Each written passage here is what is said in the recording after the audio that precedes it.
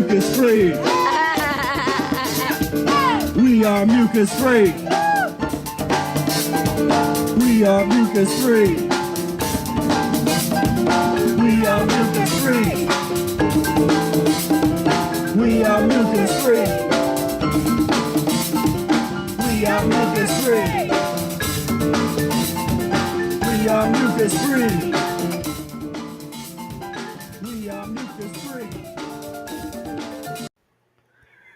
We are mucus-free. Good evening, ladies and gentlemen. What is going on? Welcome to a special edition of the Mucus-Free Life podcast. And we got all kinds of stuff going on. I got a phone over here with, if you're watching from Instagram, I have no clue how this is going to work. Instagram is looking at the screen. If I'm playing anything with sound, you won't hear that, but hopefully the voice will sync up with my lips somewhat as you watch the screen here and this restream, and everybody else that's out there and YouTube and Facebook and all that good stuff. I thank you so much for tuning in. And today I want to talk about a really, really important topic, which is the art of fasting, the art and science of fasting. And I'll get a little bit into why this is so important right now. I discovered that there is a huge lack in understanding, particularly of Professor Arnold Ehret's methods and recommendations when it comes to fasting.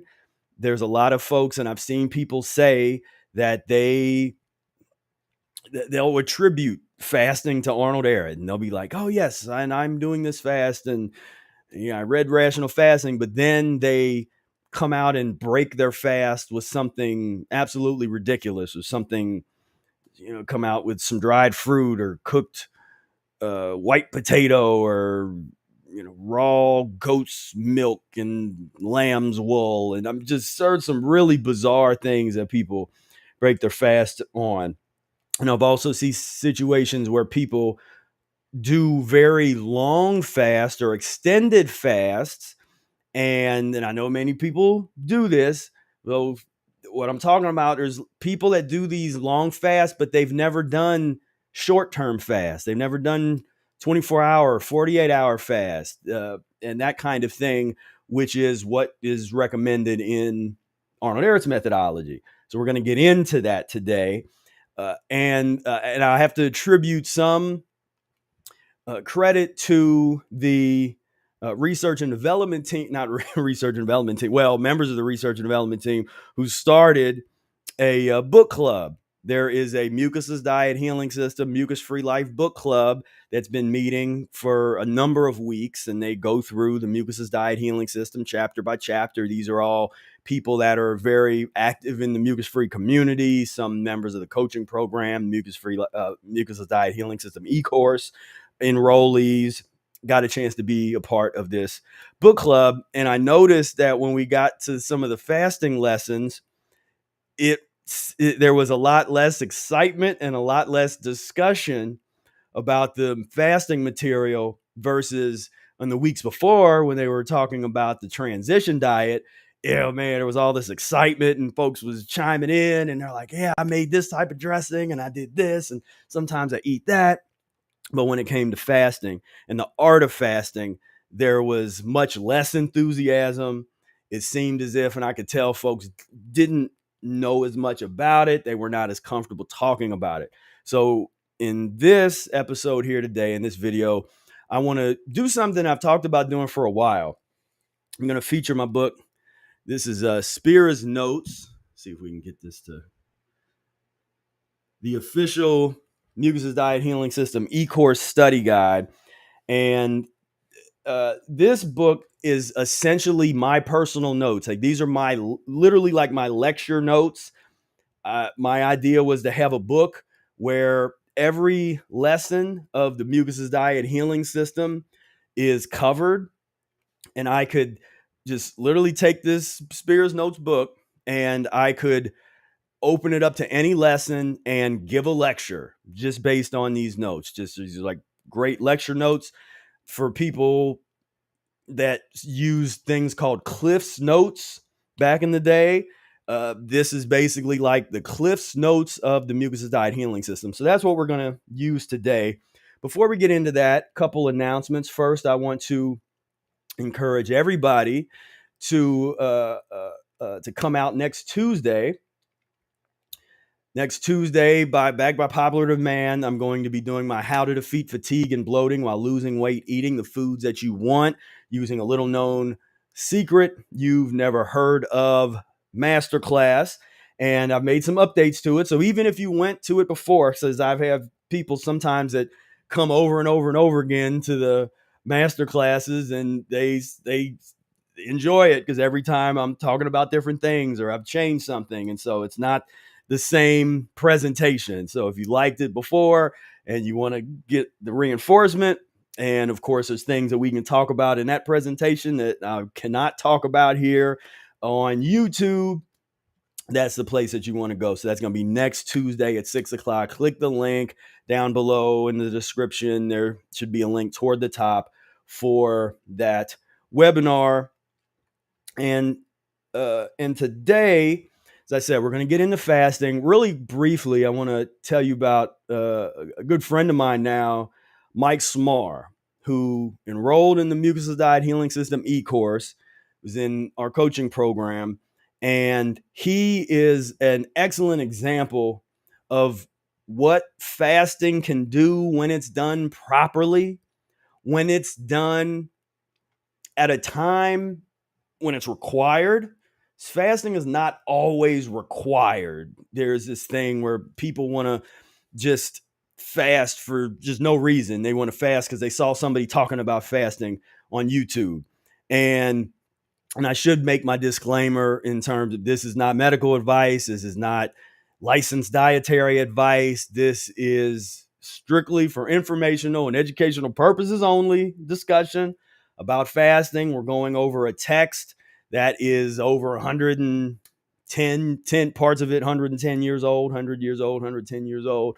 So this is a discussion. I'm not recommending that anybody go fast. I don't promote long-term fasting. I'm not recommending you, because I don't know your situation personally. So I'm not recommending that you do anything other than read the books, get the text, read the books, come to the training next week. I recommend that. But in terms of fasting, we're going to go over this information. And if you've really not been into this info real deep, then you might be surprised at some of the things that Arnold Ehret talks about here. And let me check the chat real quick. What's going on? And Mandy says, just completed my first 2-day fast. Looking forward to some tips. All right. Very good. And my man Vadim is on here.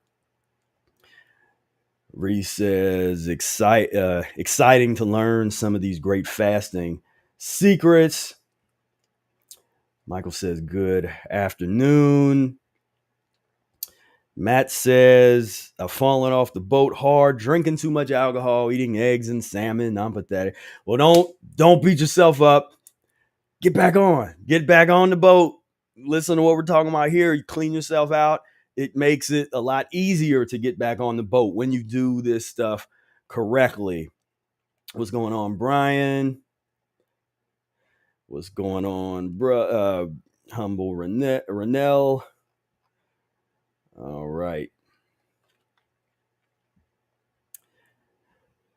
Very good. So, all right. So real quick, I want to share this great testimonial.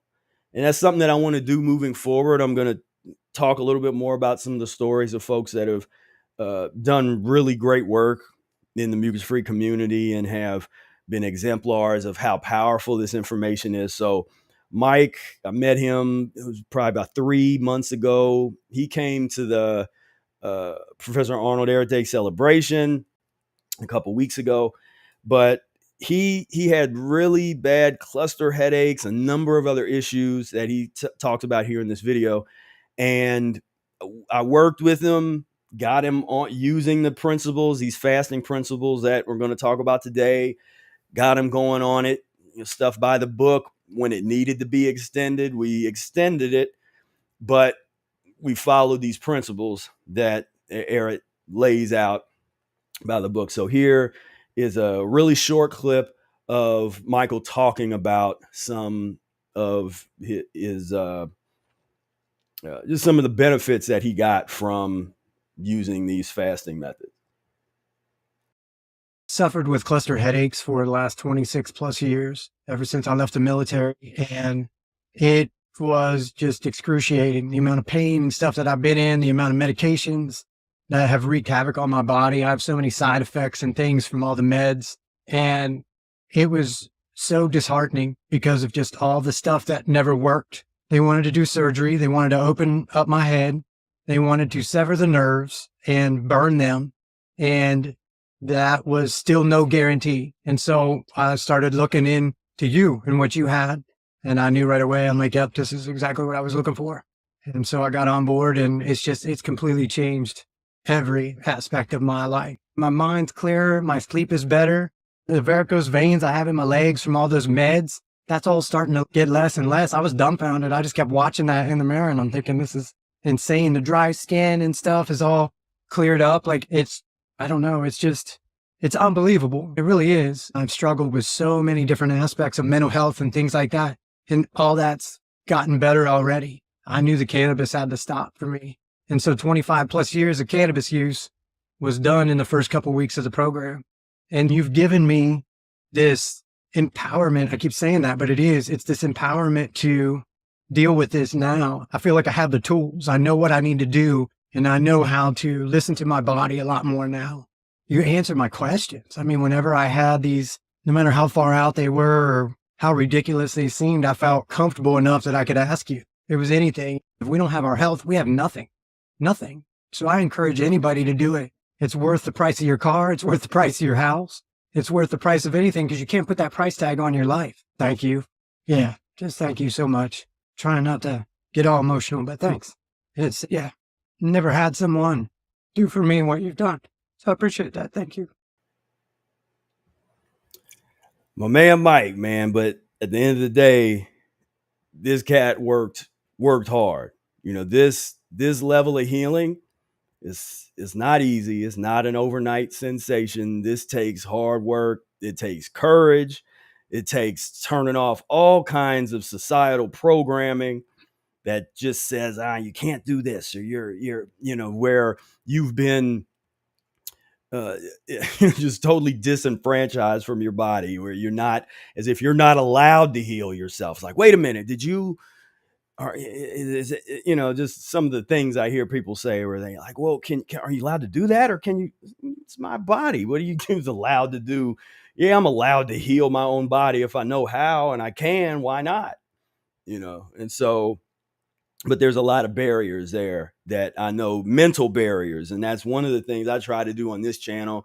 And anytime I'm putting information out, is to try to fight against the mental barriers, to really cultivate that mindset of understanding that this is real, that you can heal yourself. If you don't believe it, you don't do anything, you don't take, because you don't even have to believe it. If you take action and you start doing things and you start noticing the changes and the updates, and then it's like, oh, okay. But if you don't do anything, then nothing's going to change. And so let this be if it's a wake-up call, it's a wake-up call for somebody. If this came at the right time for you in your life and you need to be hearing this now, then I am happy and privileged and humbled to be able to bring this information to you. And this is also a message to, I got a lot of people in my inbox messaging me about the young lady that had identified as a raw foodist, that clearly it had what some people call, eating disorder. I didn't look deep into her situation, but all I know is she didn't do anything that we talk about in terms of if she claimed she was fasting or she was trying to be, I don't know, because I didn't look into her situation. So I'm not people wanted me to make videos on it. There's a bunch of people that made videos on it. You could probably find those videos of a number of different raw food folks made videos of this young lady. I'm not going to get into it, but all I can say is this would be the kind of video that type of person would need to watch to understand that the art of fasting, which is always needs to be paired with the art of transition, the transition diet, all of these things. First and foremost, get into the Mucusless Diet Healing System. This is the annotated, revised, and edited version. You can find links for this stuff down below. This is available on Amazon, all that good stuff. So let's get into it. So we are going to, let me get the screen right. All right. So this is how I want to roll today. And so this is, like I said, kind of a little bit of a loose lecture format. Just be going over some of this material. So this is Spira's notes. And we are going to go to lesson 18. This is fasting part 1. And what I'll do is I'll go ahead and read some of the summary, and then we will get into the lesson. So in lesson 18, Arnold Ehret introduces his recommended methods for fasting. He asserts that fasting is nature's omnipotent remedy for healing, although it is misunderstood and feared by medical practitioners and the average person. Ehret discourages general fasting plans that do not take into account the condition of the patient. He points out that the lack of appetite when sick is a natural message from the body to fast in order for the body to have the opportunity to heal itself. Although he does not recommend long-term fasting for others, Ehret discusses his series of government-monitored extended fasting experiments, which culminated in his 49-day fasting world record. Finally, Ehret explains his views on what happens in the body during a fast. First, the avenues of circulation contract and cause superfluous water to eliminate, and the blood becomes more concentrated. Second, the body eliminates the primary obstructions from wrong and excessive eating. Third, the kidneys filter waste and the urine should become clouded with mucus residue. During periods of great elimination, Ehret explains that the faster may experience unpleasant symptoms, but that they disappear as soon as the relevant toxic waste has traveled through the system. So Arnold Ehret begins, what is fasting? He mentions that due to humankind's degeneration, living without solid food and liquid food is still a problem, asserting that because humans are so filthy, so disconnected from nature, it is hard to do something that is 100% natural. That is the omnipotent healing modality, as Ehret explains further. In this process, because of this disconnection from nature, is misunderstood and not accepted by average people or medical practitioners. And even naturopaths and folks that claim to be naturopaths and naturopathy and folks in the natural hygiene get this stuff wrong. They've taken, I don't know if they all started here, but they've taken these principles and diluted them or changed them or put somebody else's stuff into them and mixed them up, and therefore made them much less effective and relevant. Fasting is nature's omnipotent remedy of healing. Fasting is nature's omnipotent remedy of healing. Some expert nature cure advocates plan general prescriptions of fasting. This is one of the things that is very different from what I see a lot of people do out there when they have a specific goal in mind. And I'm not saying that that's just outright wrong, because Brother Air, he wanted to fast for a year. And again, if I ever reference Brother Air or talk about my own long-term fasting, I'm not advocating long-term fasting. And we're getting into here, as we're going to see, the short term. You want to get a lot of short term experience in before you do anything really long. But for me, this is something brilliant about Ehret's work and his prescription, his fasting recommendation, where it's not just about this long term. Let me see. I'm gonna see if I can scoot in a little bit. Let me make a little update here. See if we can get this a little bigger on the screen. There we go. All right. Hope you can see that a little better. So Ehret says that this is problematic, as the individual condition and circumstance of each faster must be taken into account. And instead of making this grand prescription, that's different if you say, okay, I'm going to do a 2-day fast, 1-day fast. That's not the same as, okay, I'm going to go for 14 days. Well, why 14 and not 13? Well, I like the number 14. Instead, let's see how things go day by day. And this process teaches you how to read your body on a whole other level. So Ehret mentions that fasting is feared and often misrepresented, and people think that they will starve to death when they are actually being healed and going through the healing process. And there is a great difference between fasting and starvation. And most of what we would identify as starvation, because that is a common question. Well, what is it when people starve? What is that? Well, these are people who needed to slow down their elimination. They needed some food, or they needed something to drink to neutralize the acids in their system, to help remove obstructions, clean their blood, because they're too filthy to fast like that. People don't, and channeling Ehret's information here, his perspective, people don't die from the lack of food.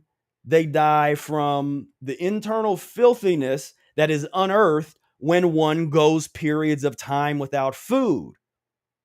Consequently, in theory and in practice, the cleaner you are, the longer you would be able to sustain safely and perfectly without food or food and drink.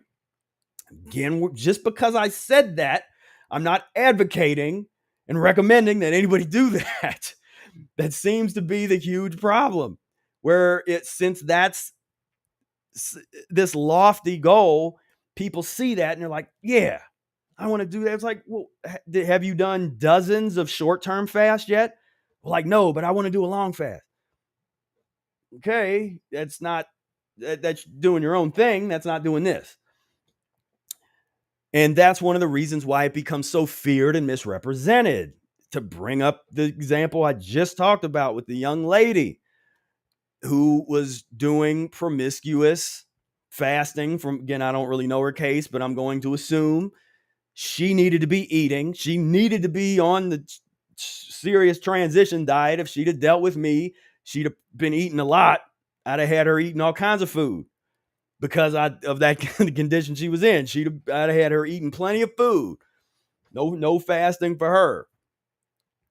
But because people not take advantage, but just do this stuff wrong and have all this stuff in their head that's outside of the principles. It's like this other ego stuff. And when you're fasting, you do not want to be fasting with ego anywhere in the equation. That's why you've never generally seen me do a lot of things where I'm fasting and talking about it as I do it. I generally fast and I talk about it after I'm done. That's just always been my practice. I just because, and there's a little part of this a little later, where this idea of fasting, but nobody knows you're fasting. I mean, it's even in the Bible somewhere, I believe. it's almost like some kind of universal principle, and I just really aligned with it, where I like that. I like when I'm fasting, I don't like to tell anybody. I like to just do it, and nobody knows. You're just looking like, is he? I don't know. And so here it says here, what does a lack of appetite mean? It is natural to lose one's appetite when sick or going through an elimination of waste. Raise your hand if you've ever gotten sick or felt bad and you didn't feel like eating. You lost your appetite. That's natural. The body is designed to do that as a way to try to save your life, to try to save you from putting in more obstruction, to let the body do what it's designed to do, which is to eliminate and to heal itself. Healing requires doing the opposite of the cause. What's the cause of whatever the ailment is, whatever the illness is? What is the cause? Wrong eating. He says in order to heal, one must do the opposite of wrong eating, which would be to fast and or engage in right eating, in correct eating your way to health.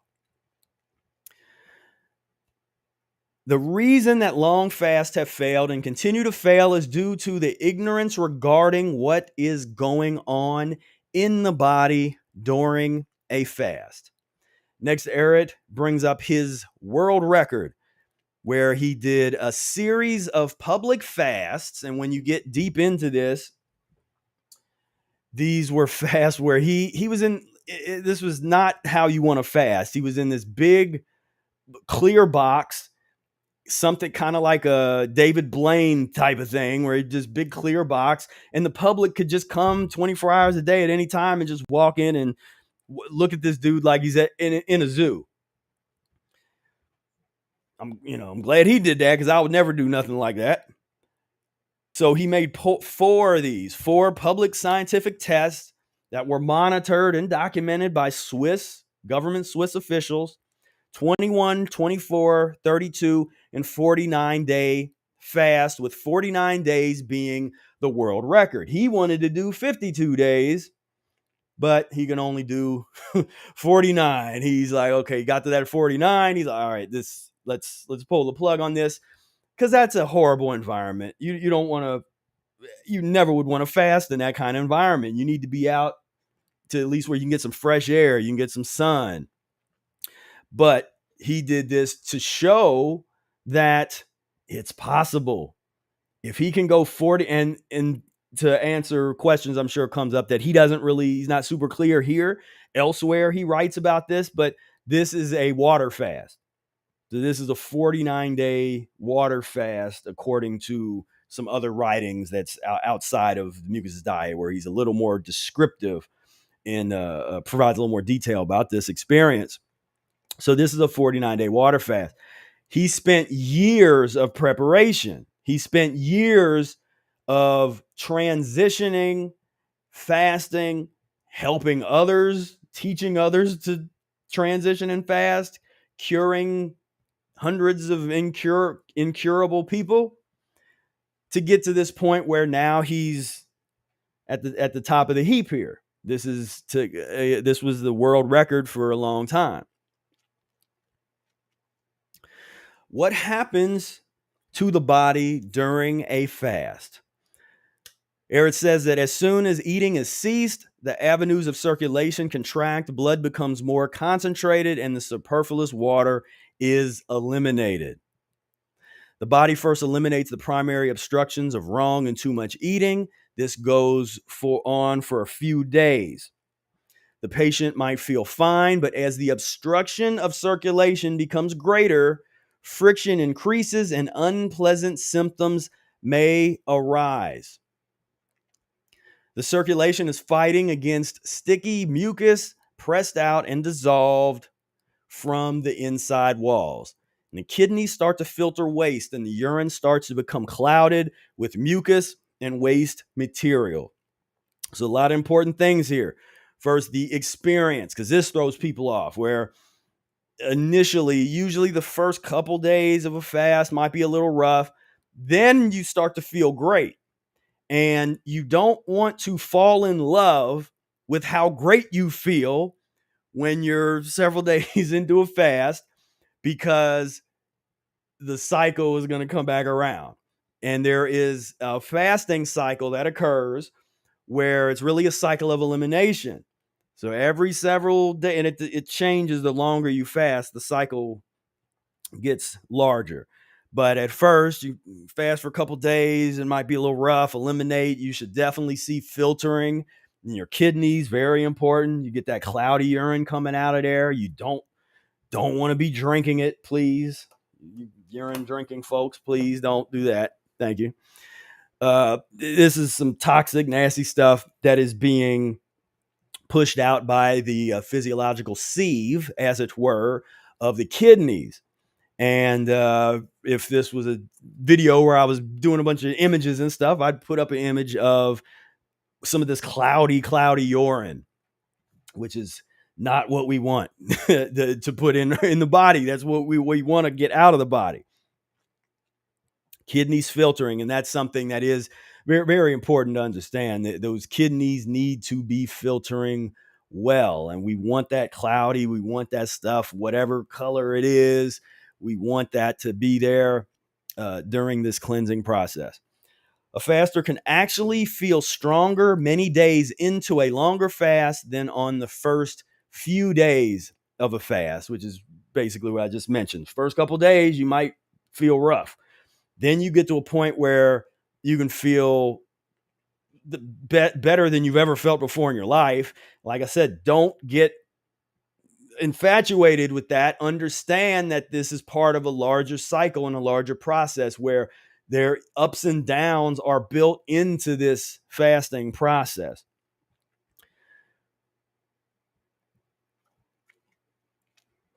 Ehret says that this is proof that vitality does not depend primarily upon food. He recalls his equation: vitality equals power minus obstruction. See lesson 5. For though I won't get into that here, the vitality was power minus obstruction. That could take me a whole hour to explain that. Check that out. But that's the principle at work here. Vitality equals power minus obstruction. And Ehret recalls a time when a friend of his, one of his first fasters, walked 45 miles in the mountains on the 24th day of his fast. And if you drink only water during a fast, the human mechanism cleanses itself the same as if you were to press out a dirty sponge. And so he makes this correlation between the tissues of the body and being kind of like a soft, spongy material. And you do fast, you can feel this contraction. And when you stop eating, the body, the avenues of elimination, everything starts to contract. And as Ehret says here, in this case, the dirt, the nasty, the filth is sticky mucus, pus, and drugs, which must pass through the circulation until thoroughly dissolved and sent through the, quote, physiological sieve known as the kidneys. Let's see. Checking the real quick. I'm checking the comments here. Make sure everybody can still hear me. All right, good. So that's the end of lesson 1. And I won't. There's a couple glossary terms. So in the Spira's notes, in every section we have glossary with any important terms, and then a few questions. And this is also part of the Mucusless Diet Healing System eCourse. I'll go over the glossary terms here. Degenerate, term that refers to loss of physical, mental, or moral qualities considered normal and desirable. You'll hear us talk about degenerate and degeneration quite a bit on this YouTube channel as we refer to humanity. Contraction because of what they're eating and how they're living. It's like the vicious cycle. The degenerate behavior is a direct result of the degenerate diet.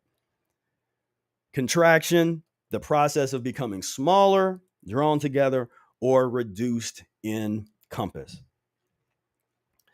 So this next lesson is pretty long, and I wasn't sure how long I wanted to keep this video going. I got through that pretty good.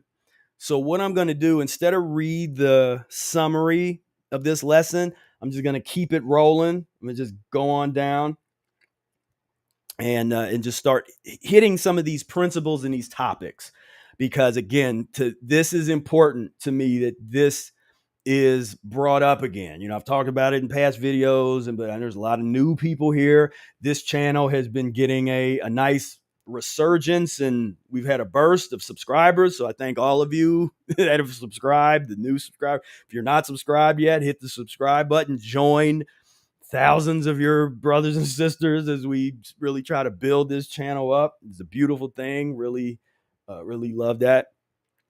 So this is what I was getting into for a moment, this fasting cycles concept.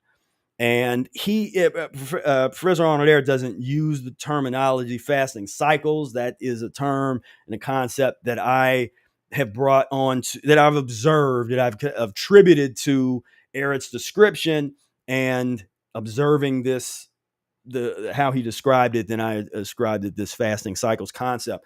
But it says, as long as the waste is in the circulation, the faster feels miserable. Once the waste is filtered through the kidneys, they feel better. 2 or 3 days later, the process repeats itself.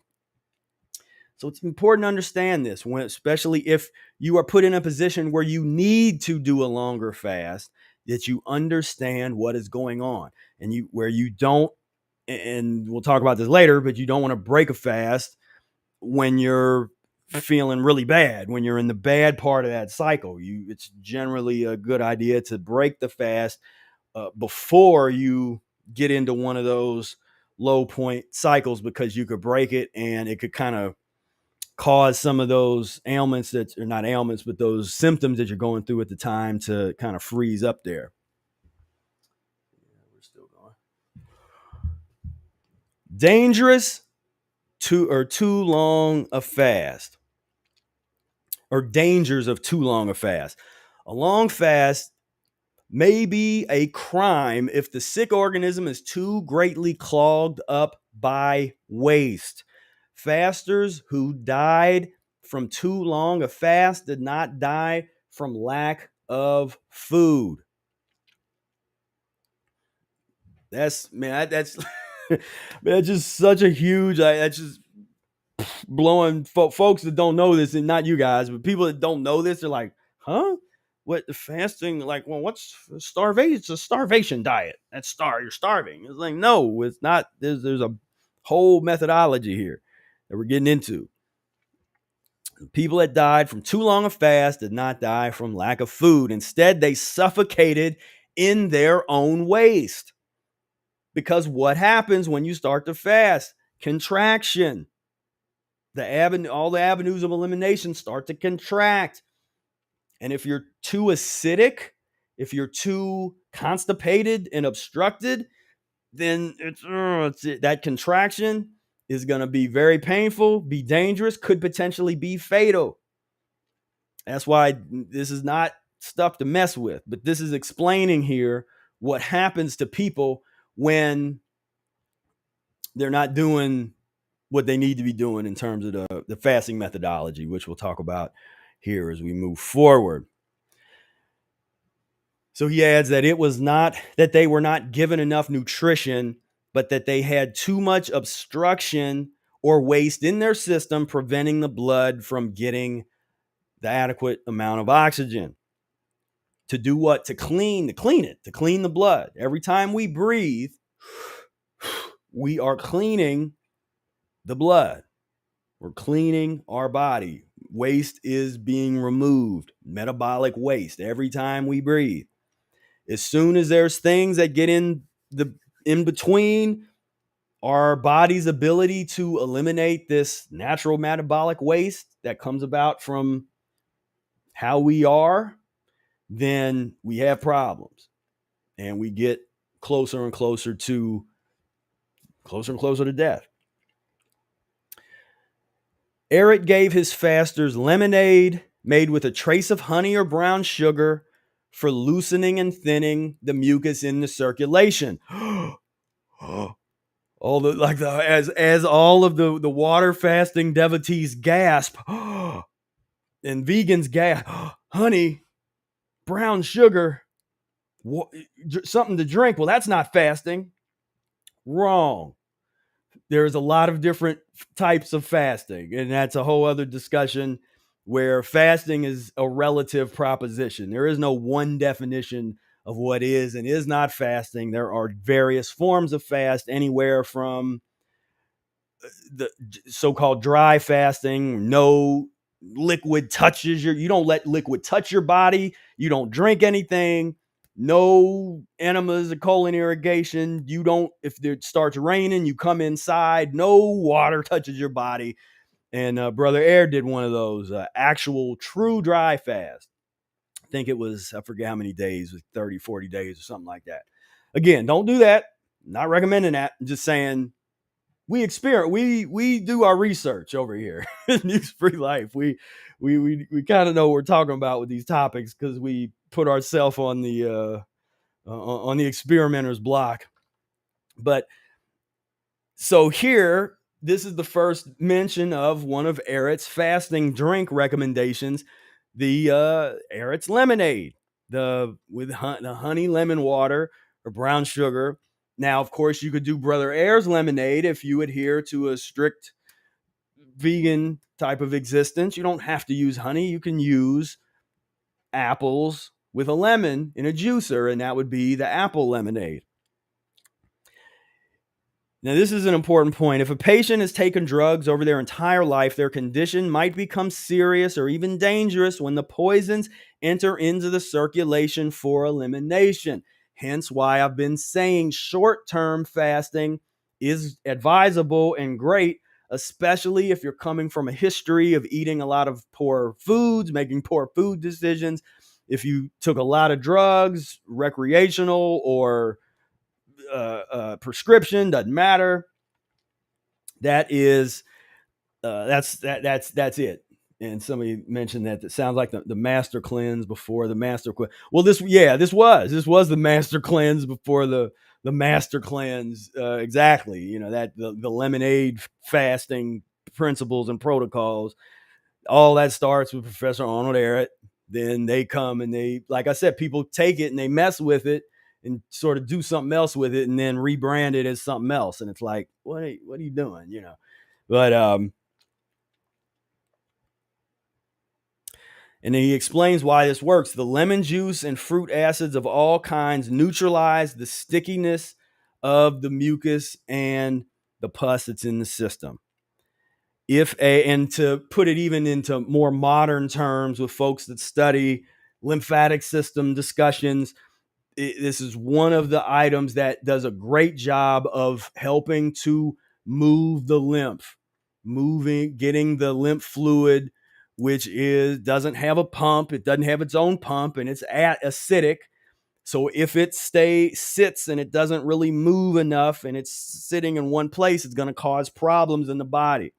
And if it's sitting someplace, it starts irritating certain organs or glands or things. That's so simultaneously, you can also bring that analysis to it. We are moving the lymph system as we when you're fasting, but you add in a fasting drink that has lemon, or you fast on lemon juice or lemon water or something of that nature, or even just fruit juice.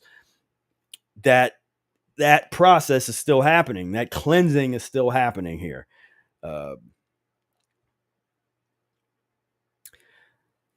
So for folks that took drugs, they have things like heart palpitations, headaches, nervousness may set in. I experienced all of these things in my early years when I started practicing the diet, and it's not fun.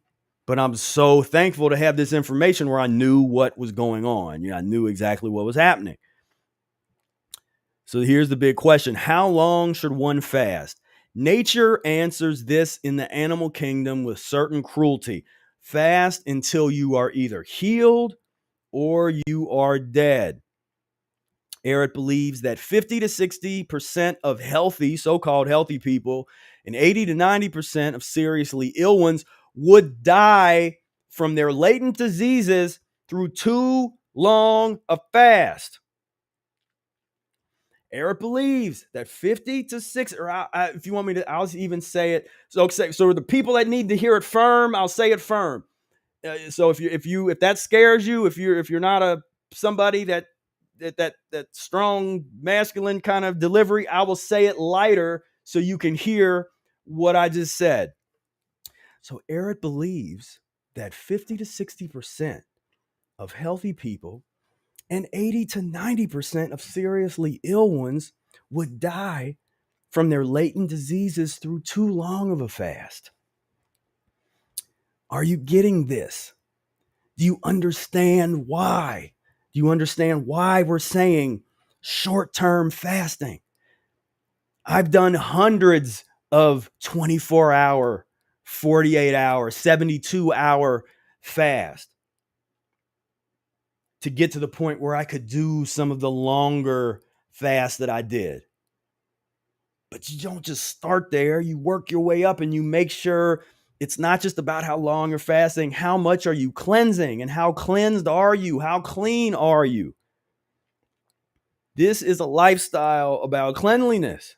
This is a diet about cleanliness. Healing is about cleanliness. You want to heal, then you're going to have to clean yourself up. You're going to have to be clean. This is how you get clean. But the overzealousness, the ego you got to check, please check the ego at the door. It has nothing to do with fasting. Validation and wanting people's validation, worrying about what other people think. If you're getting, too skinny or this or that, it's like dealing with the system, dealing with these principles because they've been proven to work time and time again.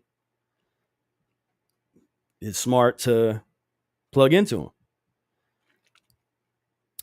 Huge right here. How long to fast cannot be determined in advance, even when the condition of the patient is known. How long to fast cannot be determined in advance. Who's read this? So many people put numbers. I'm going to do a 20-day. I'm going to do a 30-day. I'm going to do a whatever the number of day. And I'm saying particularly when you're fasting to really work, when you're really working on something, you're really trying to heal something, you're really, it's not a vanity thing. Like you're really like, okay, this is something that I need to do. And some people people fast for different reasons. So some people are fasting to heal. Some people want to try to lose weight. Some people, it's a spiritual calling. So my message is I'm not here to, if somebody is doing a long-term fast, like I said, I've done several 6-month long juice fast. I've done 14-day dry fast. I've done things that I don't recommend anybody do. That was a part of what I needed to do for my growth and my understanding and my spiritual thing. And if I had done what I did and had a bad time of it, I wouldn't have blamed the work of Professor Arnold Ehret because I deviated from the methods for my own experimentation. But I'm saying master this. I did have a mastery of the short-term fasting principles because this all made a lot of sense to me. Next, super huge. When and how to break the fast is determined by noting 1, how conditions change during the fast. So this is part of why you get so attuned to yourself and your body and your internal world. And for some people, this is the first time that they've even really experienced what it's like to be in their own skin, because we have so many things to distract us. And today that's more true than ever before. All these screens, wherever you go, there's screens places, and there's stuff that's trying to take our attention, and social things and loud clubs and loud music here and this kind of stuff. So a lot of people don't know what it feels like to be in their body. When you fast, you don't want to be around none of that stuff. You really get an opportunity to feel what it's like to be here, to be in your body. It's the ultimate grounding exercise. I mean, you grounded right to the earth when you're fasting, and you look at how conditions change from day to day. You notice these changes. You notice the eliminations. You observe bowel movements. What's going on? What kind of the smell, the nastiness? Is there worms coming out? If you're doing enema, is there a bunch of worms? Is there a bunch of mucoid plaque that's coming out? The smell of stuff, and your sense of smell generally gets like superpower, which can be annoying when you're around things that don't smell very good. I try to control smells in my world a lot because my sense of smell is very sensitive. The fast should be now. This to me, this next little phrase is like, this was the aha moment for me when I read the Mucusless Diet book. This was the part where something clicked. Something clicked in my head when I read this. And it says that the fast should be broken as soon as you notice that obstructions are becoming too great in the blood, needs new vital substances to resist and neutralize the poisons. Can I get an amen? This is church for me right here. Woo-wee. Man, when I read this, something clicked in my head like, wow, that, man, woo, we got because that, I mean, and I should just do a whole video on this one thing because I could talk about this for an hour. The fast should be broken as soon as you notice that obstructions are becoming too great and the blood needs new vital substances to resist and neutralize the poisons. That's telling you the whole reason that we eat. Why do we eat? To resist, perhaps to, just a suggestion, perhaps to resist and neutralize poisons. I mean, it's a theory, and it's something that's been well tested, because the less poisons that need to be neutralized in one's body, the less obstructions that's in one's body, the longer the person generally is able to fast. So that's huge, because now which is going to be a little bit too deep for this discussion, but a more advanced topic is how this ties in with the theory of vitality equals power minus obstruction, to really put into perspective what is truly important in the life of the human, in the human existence. What's most important? Is it dead animal flesh? I'm still here. I haven't eaten dead animals for 20 years. Dairy, is that, protein? Is that what's important? First, pro meaning first, team meaning principle? Or could air be the most important thing in our reality? Could breath be the most important thing? The breath of life. Know thyself. And anybody that knows themselves will know breath. They will know their breath, and they'll understand that your breath is everything. And anything that gets in between your breath and your body, mind, and spirit, that's a significant problem. Ehret recommends rejecting the idea that the longer you fast, the better the cure. He says that humans are the sickest animals on earth. No other animal has violated nature's laws as badly or eats as wrongly as us good old humans. So it would make sense that we need to be a bit methodical about this process. We can't do what our ancestors may have done tens of thousands of years ago. Just fast that just eating and I don't feel good. I'll fast for out of nowhere. And we need to take care with this process. Have respect for this process. That's something I don't see a lot. And some of the folks that talk about fasting is the respect level. That how deep this is an ancient practice. This is an ancient practice that has been handed down to us from our ancestors. It's a privilege to do this, but we need to respect it. We need that, which means we need to understand it, which means we need to do it as best as we can. And doing it as best as we can means that you take your body through the recommended process to clean a little bit over time. And as you do this, you will get to a point where your body will ask you to do a long fast. You won't want it. It won't start up here in your head. It won't be an intellectual inspiration. It will come from inside of you. And it'll be like, it's time. It's time to do this. And that's what Mike went through. We saw the story of Mike earlier. This was something he had to do. He had to do a longer fast to deal with some things physiologically. And he did it, and it worked. But the principles are the same. Here's Ehret's general principles of fasting.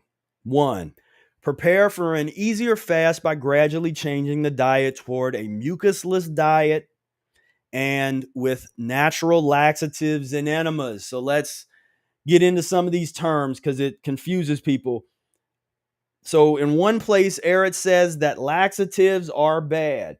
Here he's saying to use natural laxatives. What's going on? So what Ehret is saying is he is not a fan of those harsh purgative type of laxatives. Something where you would go to the drugstore and take a pill and then it just, or the kind of stuff that you would drink something that whatever they give you when you go and do a colonoscopy, like that kind of laxative, not good. Natural laxative would be something like herbal stomach and bowel formula. He had his Inner Clean formula. Today, that would be any number of stomach and bowel formulas, like Dr. Morse's GI Renew, I guess is what it's called now, or the Pyridine Cleanse, that kind of stuff. So that's one option. The other option is in another part of the book, Ehret talks about a natural mover where you would eat dried fruit followed by juicy fruit. Now, again, we're not breaking the fast with that. We're preparing. That would be part of a larger transition dieting regimen, which refer back to lessons 15 and 16 and 17 for that in terms of the transition diet. But that is what you want to do. You want to get your body ready for fasting, not just jump in out of nowhere where we're going to McDonald's and then now you're going to fast for, without any change, without any transition, you're just going to start fasting. Don't do that. Change shorter fasts periodically with some eating days of cleansing, mucus-free or mucus-lean periods. So this gets into this concept of intermittent fasting, which Ehret, as far as I know, he coined the term intermittent fasting, but it has been bastardized and changed. And it's something we'll talk about later, perhaps. But this is the dynamic of short term, then intermittently you eat 100% mucus free. Now, as a number of people recently that was in the coaching program recently saw that eating mucus free, 100% mucus free, is harder than most people think. That's correct. It's not easy. No one said it was. That's why we recommend transition, and you transitioning for a while, because to be 100% mucus free, which would mean no nuts and seeds, no avocados, no starchy anything. When you get to that space, that's a good place to visit, but then you would want to work the system again. And we won't get real deep into talking about transition diet. That would be a different day, but it's very important. Here said, we are getting into intermittent fast. So in modern times, some people refer to this kind of process as intermittent fasting. And so this intermittent fasting thing, where basically you're doing, say, a 24-hour fast. You don't eat all day. Then the next day you would break it, or maybe have or go some days where you would only eat once a day. There's different variations of this kind of thing, but the idea is that you are having short-term periods of more aggressive fasting, what we would call aggressive, where the more restrictive you are, the more aggressive you're being. Or if you are consuming juices that are potent, then the more potent the juice would be, and the smaller amount of it, that would be something that was more aggressive. So you are intermittently interweaving these more aggressive periods with less aggressive periods where you are eating mucus-free items, or even mucus-lean again. And so you are going through this process where you're going back and forth in between short-term fasting periods and increasingly progressive, or as they say, progressively changing menus, moving toward more and more mucus-free eating.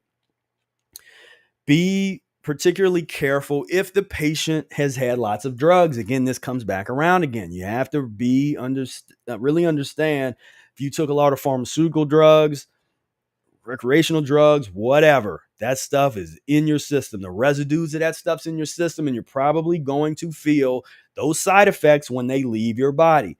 This happened to me, and it was a number of years into practicing the Mucusless diet. I was doing a fast, and all of a sudden I was feeling really, really weird, and just had some different symptoms that I usually didn't have during a fast. I started to taste this kind of chalky taste in my mouth that reminded me of this drug called Seldane that I took when I was 7, 8, 9 years old, that they took off the market after it killed adults. I took that for several years, and I looked up online, because you didn't have that back in the day. Now you could look these things up online, and I looked up side effects of Seldane, and wouldn't you know it, every side effect that was listed on there, I was going through. And so just keep that in mind. If you smoked a lot of weed, there's going to be some elimination to deal with. Anything, any drugs of any kind, you're going to have to deal with that stuff, and as those poisons kind of go through your body. Check here. All right, still rolling. Checking on my Instagram peeps. So be particularly careful if you have had a lot of drugs in your life and in your system. Do not try to fast until the tongue is clean. Earlier in the Mucusless Diet book, Ehret talks about the so-called magic mirror. The tongue is representative of your GI tract. If think about it, your tongue, it's not this separate little thing that's in your mouth. Your tongue is connected through all the way down to your colon. It's one long tube from your tongue to your throat, all the way down to your colon. Big tube.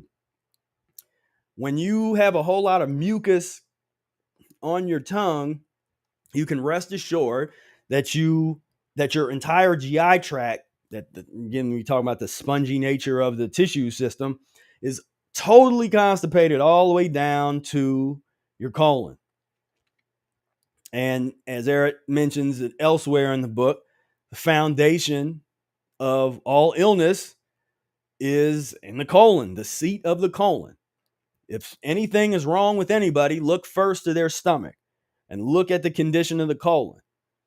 And so this throws people off because when they eat fruit, sometimes, if in the earlier stages of their transition, they'll eat fruit and they'll get a mouthful of mucus. And I'll be like, wait a minute, I thought this was mucus free. Why would this fruit cause mucus? Well, the fruit is actually loosening up and moving, helping your body to expel and move this mucus, move this lymph system that has been stagnant. Because once you remove the stagnation from your system, you no longer have that type of experience. But this can take a long time because, again, this, this is glue like mucousy substance that's just constipated all through your tissue system. Takes a while to neutralize and loosen this stuff and get it moving. This advice has caused trouble with what Ehret calls fanatical fasters. So Ehret mentioned some of these type of folks that are fanatical fasters, where they either, and he points out folks that reject drinking anything, the dry fasting people that would say it's not fasting if you take anything into the body. Then you have the water fasting enthusiasts that said it's absolutely not fasting unless you are drinking water. And they might say, well, never dry fast, but don't drink juice, only water, and it's got to be done a certain way. And then that's their argument where they're at. Then there's the fruit juice fasting. People say if it's not fruit juice, then or above, then it's not fasting. Then other people, well, the juice feasting with fruit juice, vegetable juice, that would be a form of fast.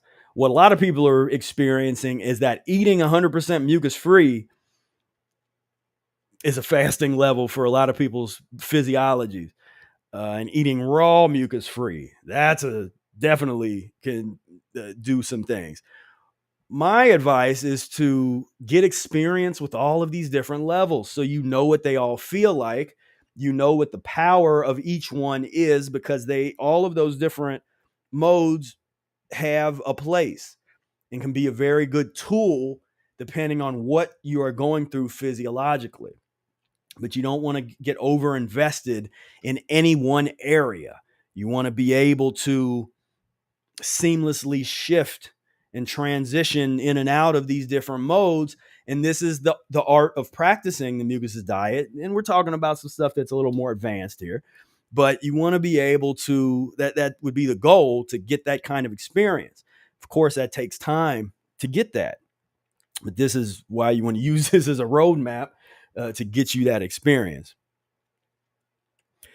In spite of the above, every cure can start with a 2 or 3 day fast. So he says, look, you can fast. Anybody, almost anybody could fast for 2 to 3 days. If they haven't been fasting before, you can do a 2 or 3 day fast and you'll be okay. Almost every patient can do this without any harm, regardless of how serious the illness is. First, a light laxative. And again, before he said laxative is not good, he's talking about natural laxative. So first, a light laxative and then a daily enema made it easier and harmless. So this is where the word daily enema comes in the book. A daily enema during this fasting process, as recommended by Arnold Ehret. So light laxative. In the Mucusless Diet Healing System itself, the transition diet is a laxative diet in nature. So that's why he's saying get into eat mucus free for a while, eat a laxative diet, as laxative as you can, and then that prepares you for 2 or 3 day fast. How to break a fast. The right food after a fast is very important. And as I've said before, a fast is only as good as how effectively you have broken it. the kind of control with which you have when you break it. This also depends on the condition of the patient. Then he has a couple case studies of people who broke a fast ineffectively. A one-sided meat eater suffering from diabetes broke his week-long fast with dates and died from the effects. What happened? Terrible poisons loosened in the stomach of the one-sided meat eater during his fast was mixed with the concentrated fruit sugar of the dates. This caused fermentation with carbonic acid gases and other poisons that the patient could not stand the shock of. So here, don't break a fast with dried fruit. It's not a good idea, especially if you got a bunch of poisons in your system. And like in this case, this was somebody, one-sided meat eater, diabetes, older, did a week-long fast where instead of doing a week-long fast, this person needed to be eating 100% mucus-free for a period of time, doing some enemas. Then maybe a 24-hour fast. This would have been a better recommendation for that could have caused, prevented this person from this demise. And well, that's what Ehret gets into. The correct advice would have been first laxatives, then later raw and cooked starchless vegetables, piece of rough bran bread or toast. Again, a lot of raw food is heads sometimes explode here. That's one of the staple recommendations is well toasted wheat, or now there's some gluten-free option bread. Well toasted. The reason you toast it very well is because you toast out much of the mucus properties of the bread, and when combined with the food properly, it goes through the system fairly well. So, and that's a staple of a smart transition, because that's something that'd be a good word to use, smart. I don't know if I said that, but a smart transition. I like that. Smart trans. Are you doing a smart transition? An intelligent transition. No fruit should be eaten for a long time after the fast has been broken. This is for somebody in this case, the case of this person, one-sided meat eater that did too long of a fast. Ehret's saying don't even have them eat any fruit. They need to be dealing with vegetables. No fruit should be eaten for a long time after the fast has been broken. So you get no fruit for a while, get them on vegetable juices and the vegetables, then bring in some cooked fruit, perhaps. The baked bananas, the baked apples, and you transition yourself right into them when they get to a point where they're clean enough to be able to handle raw fruit. The patient should have been prepared for the fast by a longer transition diet.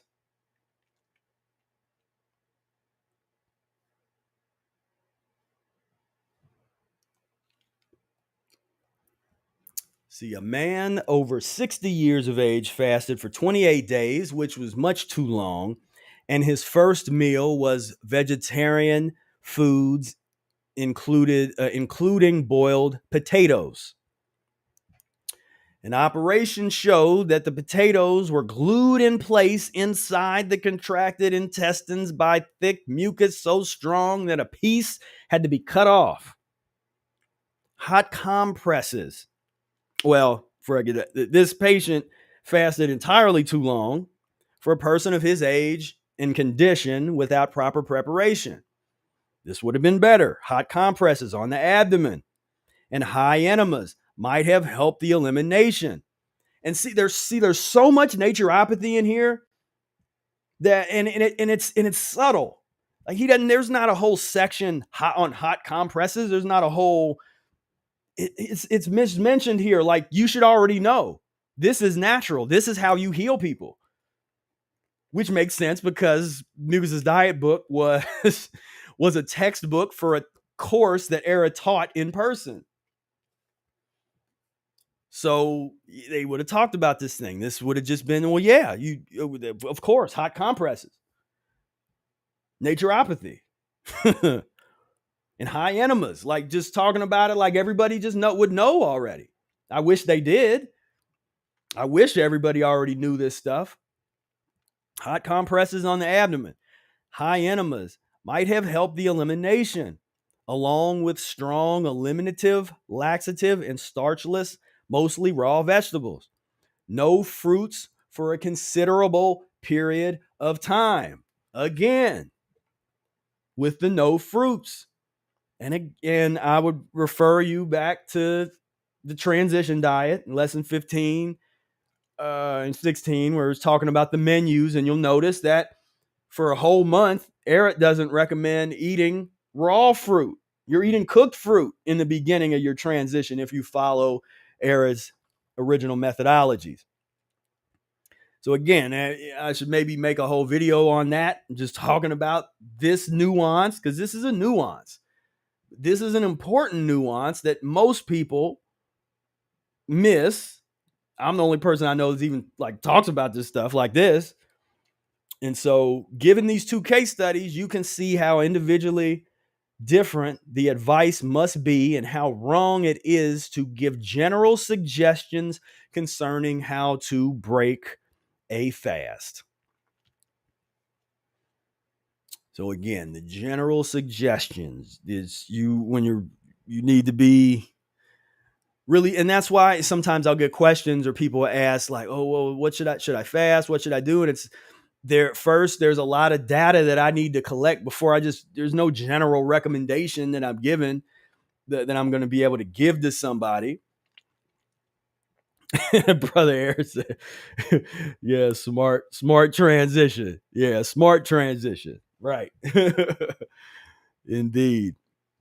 There's no general kind of stuff that I can give. You got to know the history of of how the person's eating, what they've been eating recently, what symptoms they're experiencing. There's a number of things of data that we collect. We don't have to collect as much as some naturopaths and doctors and things where they have several pages worth of questions. You only need to know a few things, but those few things are very important to know. And you just don't want to give advice unless you know the whole story and you have the information that you need to know. So this here, we got this intermittent fasting, an umbrella term for various fasting and dietary approaches that cycle between phases of fasting and non-fasting. Indeed. So I could stop here or I could keep going. We still got a number of folks that's watching. Let's see how. Okay. So let's see. Maybe I'll do a quick, because this is a long one. I really probably should stop and next week do another episode where we continue with the following two fasting lessons. Because this gets into the rules of fasting. No, I'll keep going. This will just be a long video and people can go through it as they need to. If you need to stop the video and come back later, you can. Now, all you guys here, stay, please, if you can. So, important rules to carefully study and memorize. The first meal and menus for a few days following a fast must be of laxative effect, not nourishing foods as most people think. So it's not about replenishing your body with all the nutrients that you need and all this kind of concept. It's about elimination. It's about eating the right foods in the right way for the best elimination. The sooner the first meal passes through the body, the more efficiently it carries out the loosened mucus and poisons from the intestines and stomach. If no good natural bowel movement is had after 2 or 3 hours, help with natural laxatives and enemas. An Ehret testimonial. Ehret usually had a good bowel movement at least 1 hour after eating. After breaking a long fast, Ehret spent a lot of time on the toilet the following night. And so another thing you could do if you say you, and this gets into the art of fasting, like what time of day do you want to break the fast? Later in the day, and then you would go to sleep, or earlier in the day, then you could try to have that bowel movement. If you break it earlier, but you haven't had a natural bowel movement yet, then you can perhaps have another meal. That's another thing you could do. Eat until you have the bowel movement. But that's important. You want to get and then if you, as he said, if you don't have a bowel movement, go ahead and do an enema. Get that nasty stuff out of you that has been loosened and brought up to the surface of your body, and some generally going to be just sitting in your colon, waiting to evacuate. If there's no fiber yet, not enough fiber has gotten down there to help push it out. Then yeah, now it's enema time. The longer the fast, the more efficiently the bowels perform at the end, provided that the patient was ready and advised to do a longer fast. So this is another thing that in some cases, if people do a long fast before they really got their digestive system together and more used to a mucusless diet, then the elimination can persist. And especially as I've seen people try to come off of a fast and they want to be 100% raw for a period of time, or they want to be really strict kind of coming off the fast. And I end up telling them, but they're not having any natural bowel movements. So I'm like, well, look, you get into some like baked banana surprise, get into some of the baked fruit options, and let's get those bowels moving. And it always works. I don't think I've ever recommended that to somebody and it didn't work. Of somebody that was having problems with their eliminations like that. The best laxative foods are fresh fruits, especially cherries and grapes. Soaked or stewed prunes are also good. Fruits should not be used after a meat eater's first fast, but only those who have transitioned for a while. So this is something that confuses people, because when we say, okay, well, what should you break your fast with? And in one place, Ehret mentions we'll break the fast with some raw and cooked starchless vegetables. In the average case, the fast should be broken with raw and cooked starchless vegetables. He says stewed spinach is particularly good. But that's the average case. When you're a little more advanced, you can break your fast with fruit. But he just went through talking about all the people with the stored up drugs and the filth and the toxic waste that's just sitting there. So there's a reason why here he's saying in the average case, until you're cleaner, break the fast with combination salad, cooked mucus-free vegetables, stewed spinach there, whatever's laxative to your bodies, laxative vegetables. If the first meal does not cause any unpleasantness, the patient should eat as much as they like. This is not a restrictive meal. You need to eat a nice quantity because you need to eat enough to create that elimination. Eating only a small amount of food for the first 2 to 3 days without experiencing a bowel movement owing to the small amount of food is dangerous. If you do break a fast with fruit and have no bowel movement after an hour, eat more fruit or a vegetable meal as suggested above. Eat until you have a bowel movement and bring out the accumulated waste materials. Rules during the fast. Clean the lower intestines with enemas as well as you can. Do this at least every other day. Before a longer fast, take laxative occasionally, especially before the beginning of the fast. If possible, remain in the fresh air day and night. Take a walk, exercise, or do some physical work only when you feel strong enough to do so. If tired and weak, rest and sleep as much as you can. On the days you feel weak, sleep may be restless and you may have some bad dreams. So this is something a lot of people go through and early on in your transition, or even later, depending on depending on you and your body and what you're going through. I had, or in the early years, I had some bad. I would fast, and yeah, I had some bad dreams and some wake up and just be just cold sweat and that kind of stuff.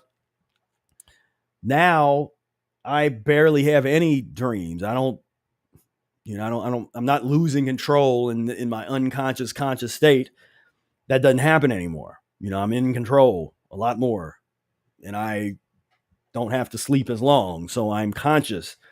I'm living more life, because that's an interesting, man. I don't want to I don't want to get sidetracked, but that's an interesting thing of how uh, when you and it goes along with the fasting here, is as you get cleaner and as you start to fast and not eat as much, it's been many people's experience, not everybody, but many, that you sleep less, and you honestly need to sleep less. You don't need to sleep as long. And that's an interesting metric, because oftentimes people measure folks' lives by the number of years. But what would actually interest me more, which we couldn't necessarily measure as easily, but how many hours has somebody lived? Because I know I've lived more hours than some people. I don't know, maybe not twice my age, but definitely the amount of time that I've been conscious and and a productive member of the human race in a conscious state would be much longer than people that are 10 or 15 years older than me, because I sleep for 4 or 5 hours and have for years. And that's all I need. I'm not telling you that that's what you need. That sleep is a whole different discussion, but I started to experience that as a result of cleaning myself up and fasting.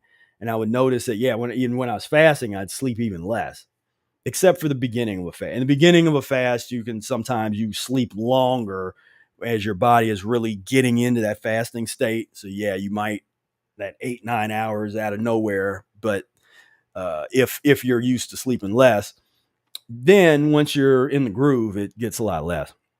All right. The end of sidebar on sleep.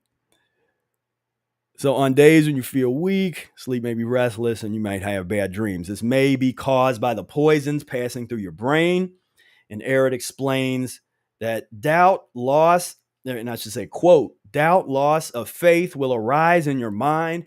Then take this lesson and read it over and over, as well as the other fasting chapters, and especially lesson 5. Don't forget that you are, parenthetically speaking, lying on nature's operating table, the most wonderful of all operations that could be performed, and without the use of a knife. If any extraordinary sensation occurs due to the drugs that are now in the circulation, take an enema at once, lie down, and if necessary, break the fast, but not with fruit. Whenever you arise after lying down, do it slowly, or you may become dizzy.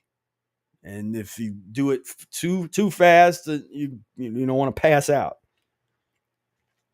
You be gentle with yourself. You're nature's operating table.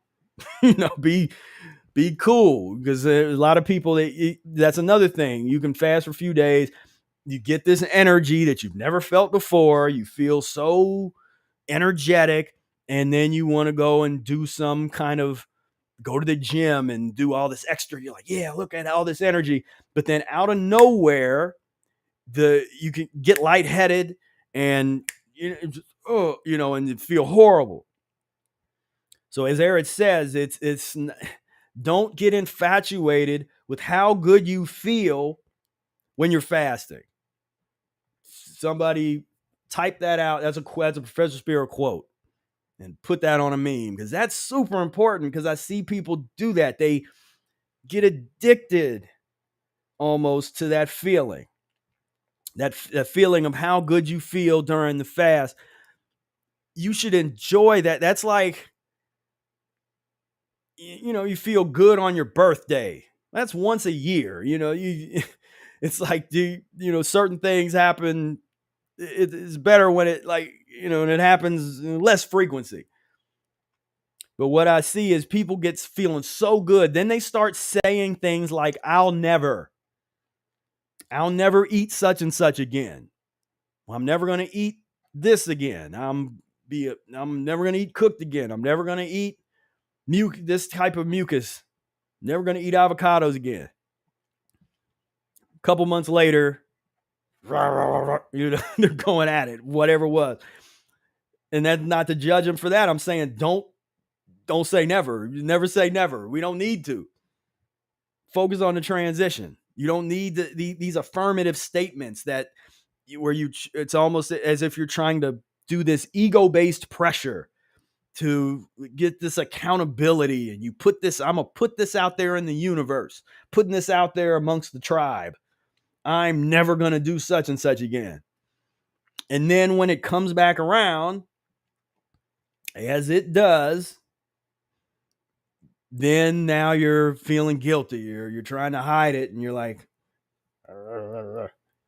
it's like, man, it's part of the transition. If you accept the transition, it's part of it. It's okay. That's what it does. That's what's happening. Drink as much as you want during the day. Fasting drinks. This is very, very important section. The fanatic fasting enthusiast drinks only water. Ehret considers a light lemonade with honey or brown sugar or a little fruit juice to be the best. Drink as much as you want during the day, but not more than 2 or 3 quarts per day. So this is the amount kind of thing, because it's individual, each person, but in general, no more than 2 or 3 quarts per day. The less you drink, the more aggressively the fast is going to work. As a change, vegetable broth. Vegetable broth from cooked starchless vegetables is good during a longer fast. That's what I did when I started doing longer fasts. I did this by the book.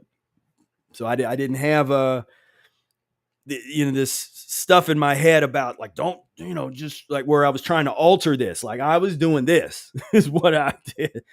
And like to the T.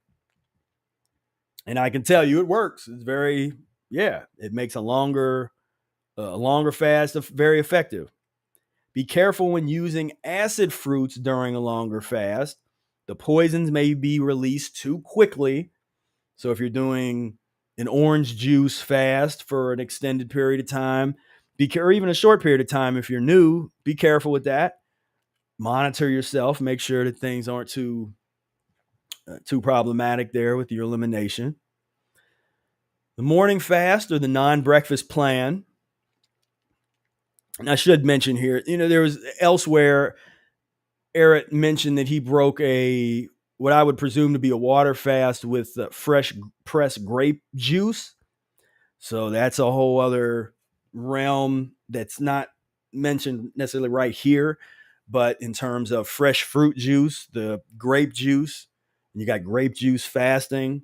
One of my favorite. Morning fast or non-breakfast plan. The worst of all eating habits is the heavy breakfast. The only time humans do not eat for 10, 12 hours is during periods of sleep.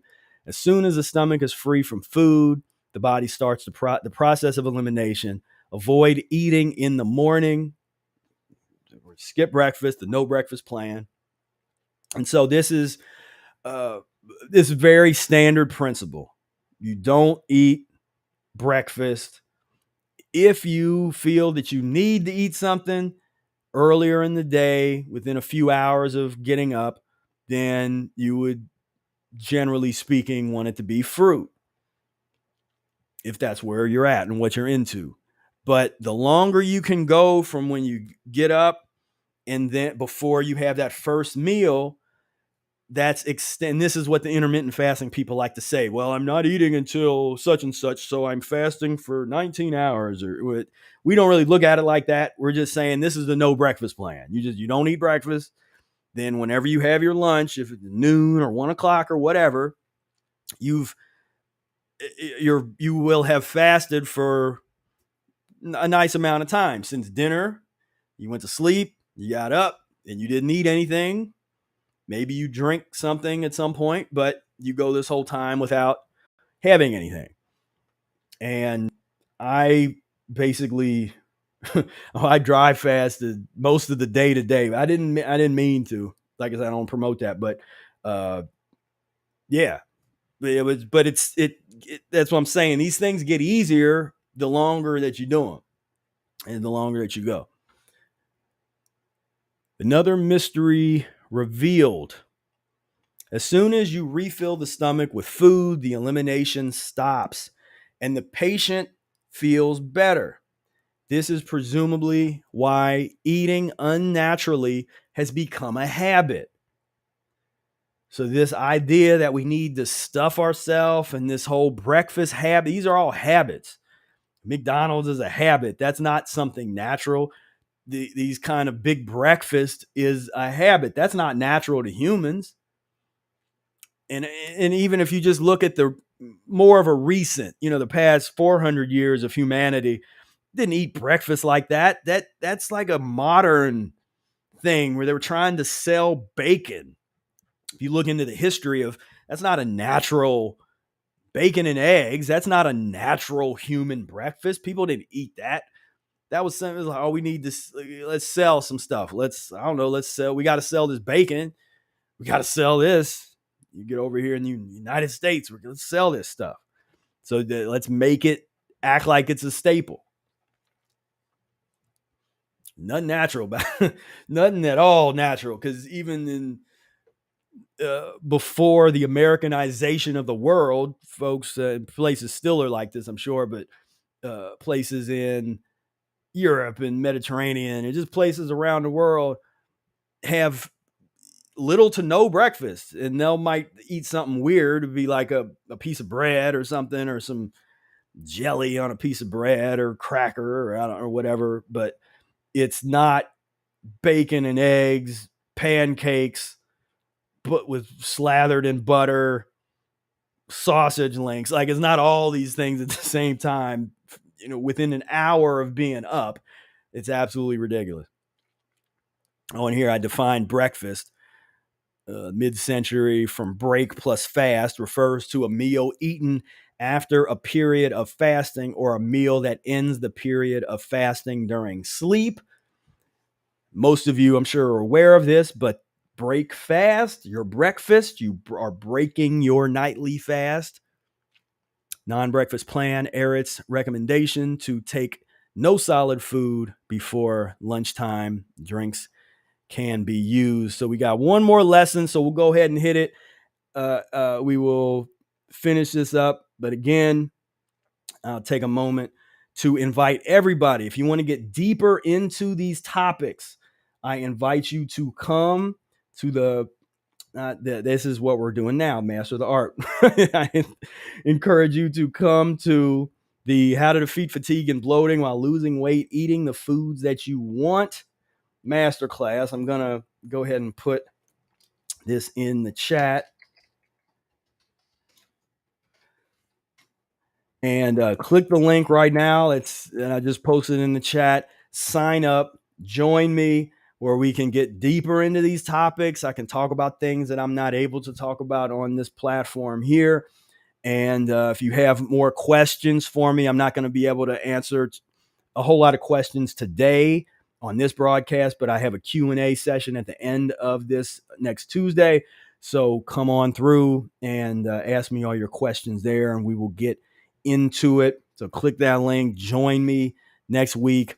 And again, we are working out of Spira's Notes, the official Mucusless Diet Healing System eCourse study guide, Keys for Mastering a Mucus-free Life. And this is my personal lecture notes. These are some really good notes. And I'll also mention that these lessons correlate with lessons that are in Rational Fasting for Physical, Mental, and Spiritual Rejuvenation. It is very much encouraged, if you decide that you want to pursue any of these practices, please read all of these books.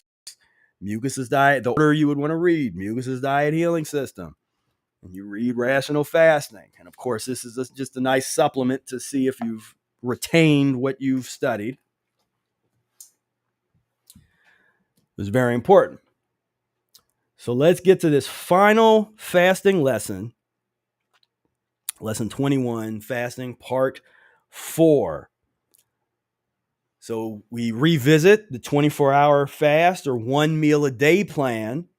So again, we are dealing with a range of fasting experiences that go from eating a mucusless diet down to where you are fasting on very little liquid.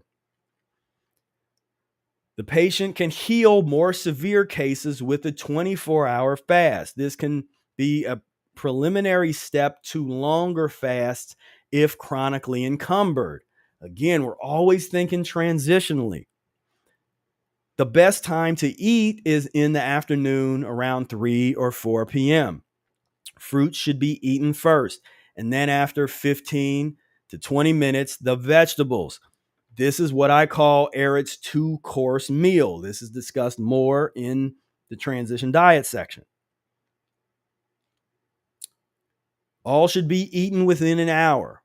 So the principle here is that if you're going to have fruit and vegetables in the same meal, you eat the fruit first, wait 15 minutes, and then have your vegetable meal. This enhances and improves elimination, because when you mix all that stuff together, it does not eliminate well, particularly the cleaner you get.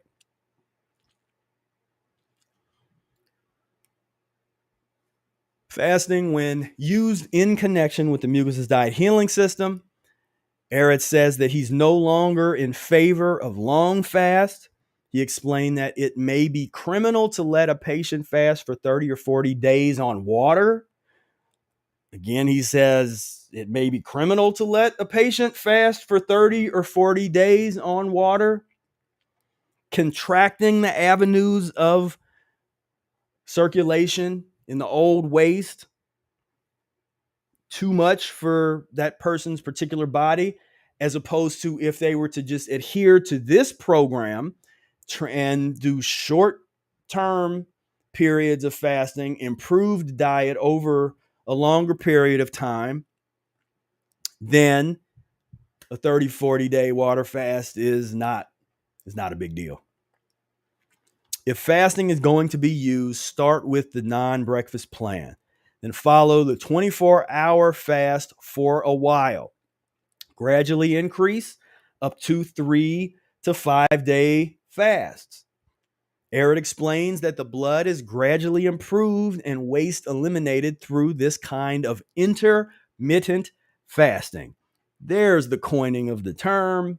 This is what it actually means, not what the keto people have come to try to steal this term from Arnold Ehret and bastardize it and turn it into this ketone theory that's a waste of time.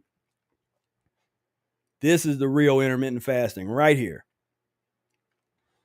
And also notice this nuance. He says, if fasting is going to be the word if, you don't have to fast every situation doesn't require fasting.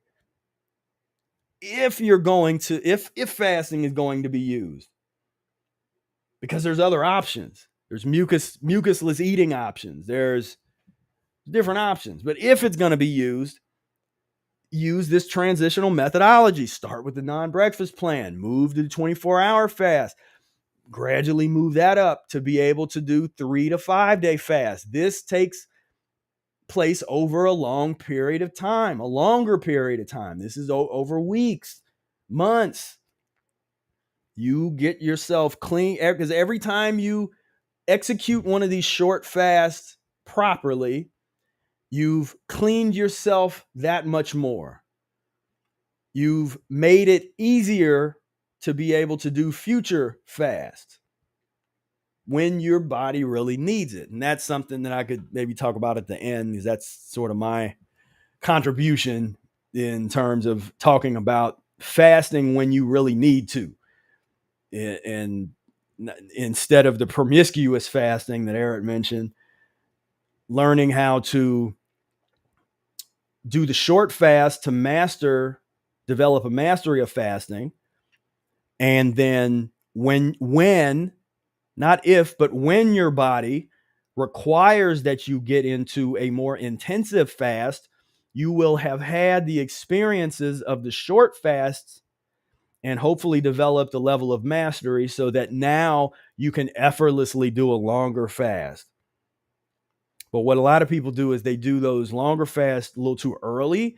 And so they bring forth the latent illness that they should have, that may have not come forth for a few years. They fast that latent illness to the surface now. And once that's up to the surface, then depending on what that is, you may get to a point of no return where now you got to keep fasting. You can't break it now. I mean, you could break it, but you're putting yourself in a real strange situation, and things could be really rough. And so this is one of the reasons, in terms of the long-term wisdom of this approach, is because we know those latent illnesses. And Ehret talks about latent illnesses versus acute diseases earlier on in the Mucusless Diet, but there's a method to all of this, and that's an important principle, is not getting into this promiscuous fasting.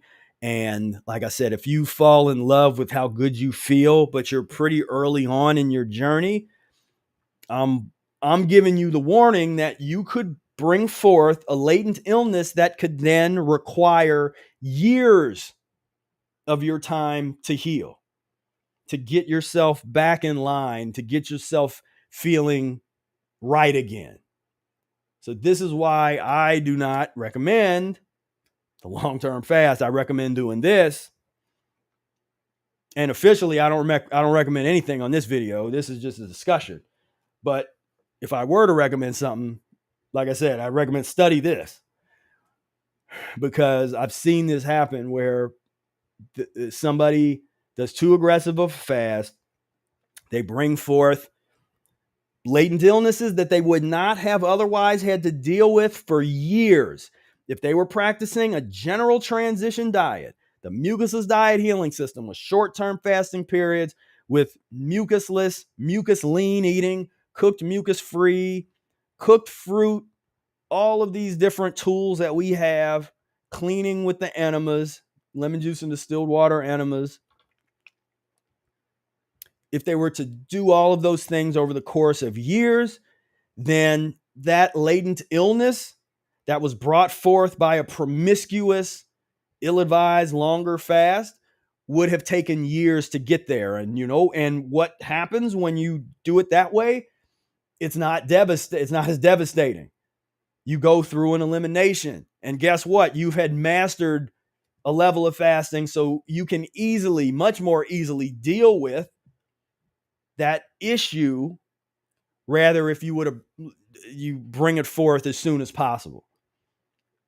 And so this is my public service announcement. This is what I try to do here, is give a little bit of wisdom, because I've seen this, I've experienced certain things. I've worked with a lot of people, and all I can tell you is that it's a privilege and a joy to do this, to practice the transition.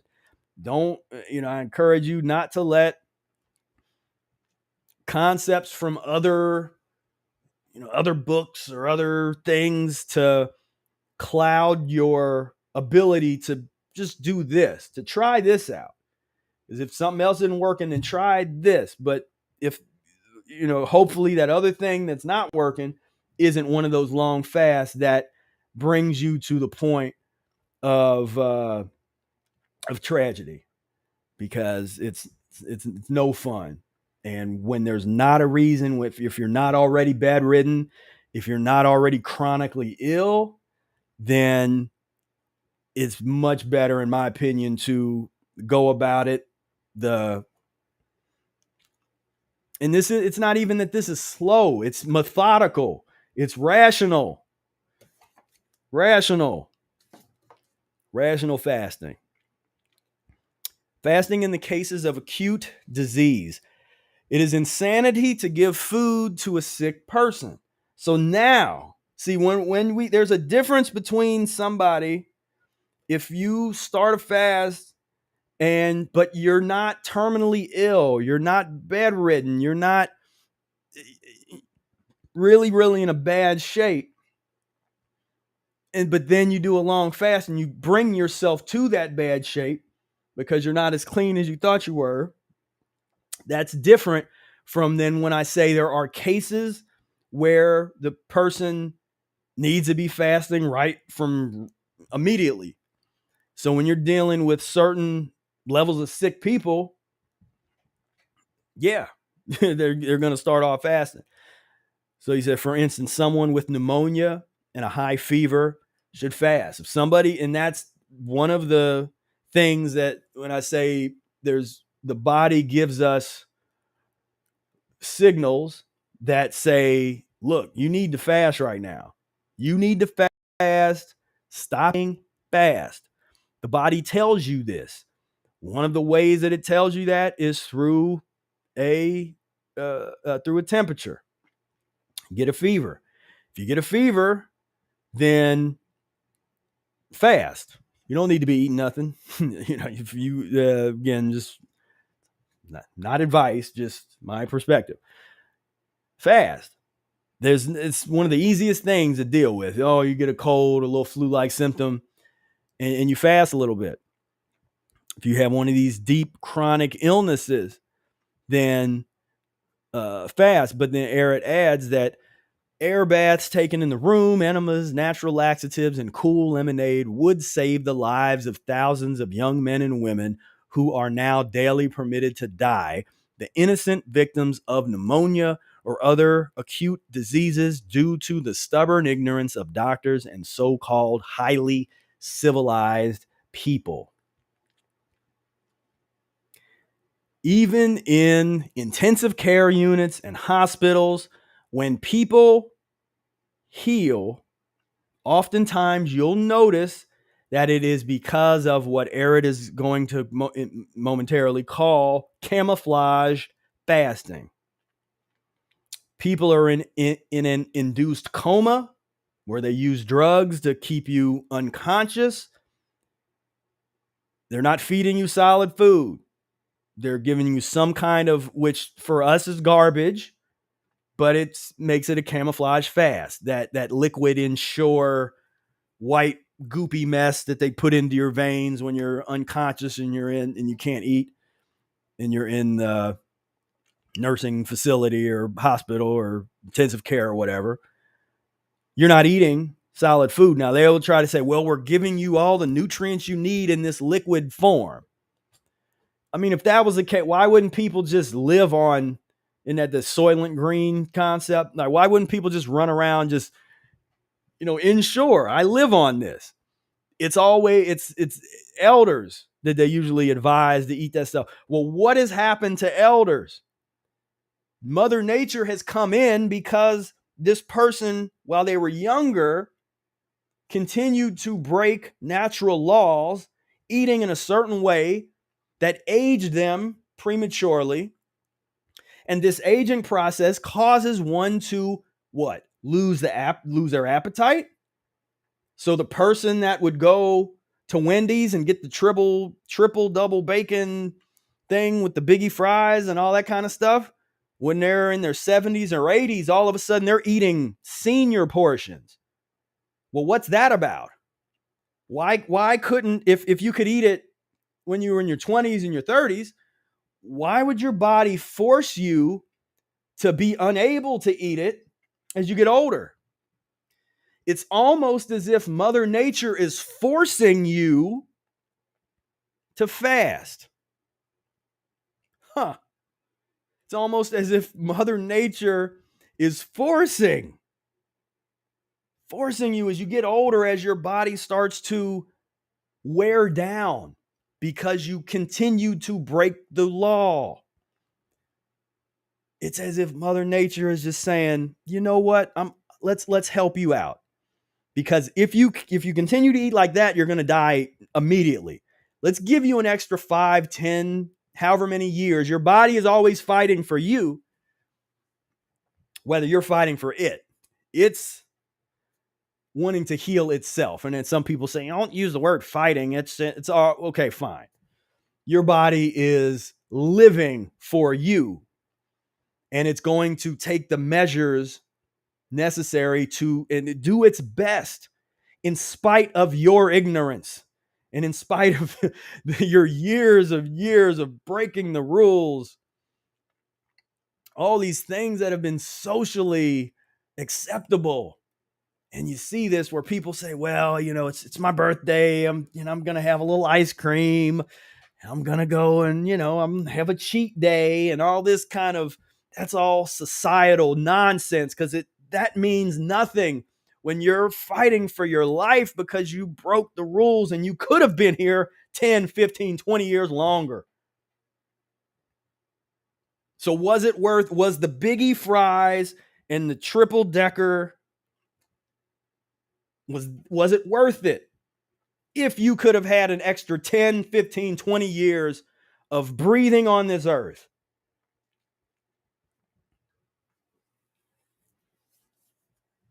Mother Nature is on your side.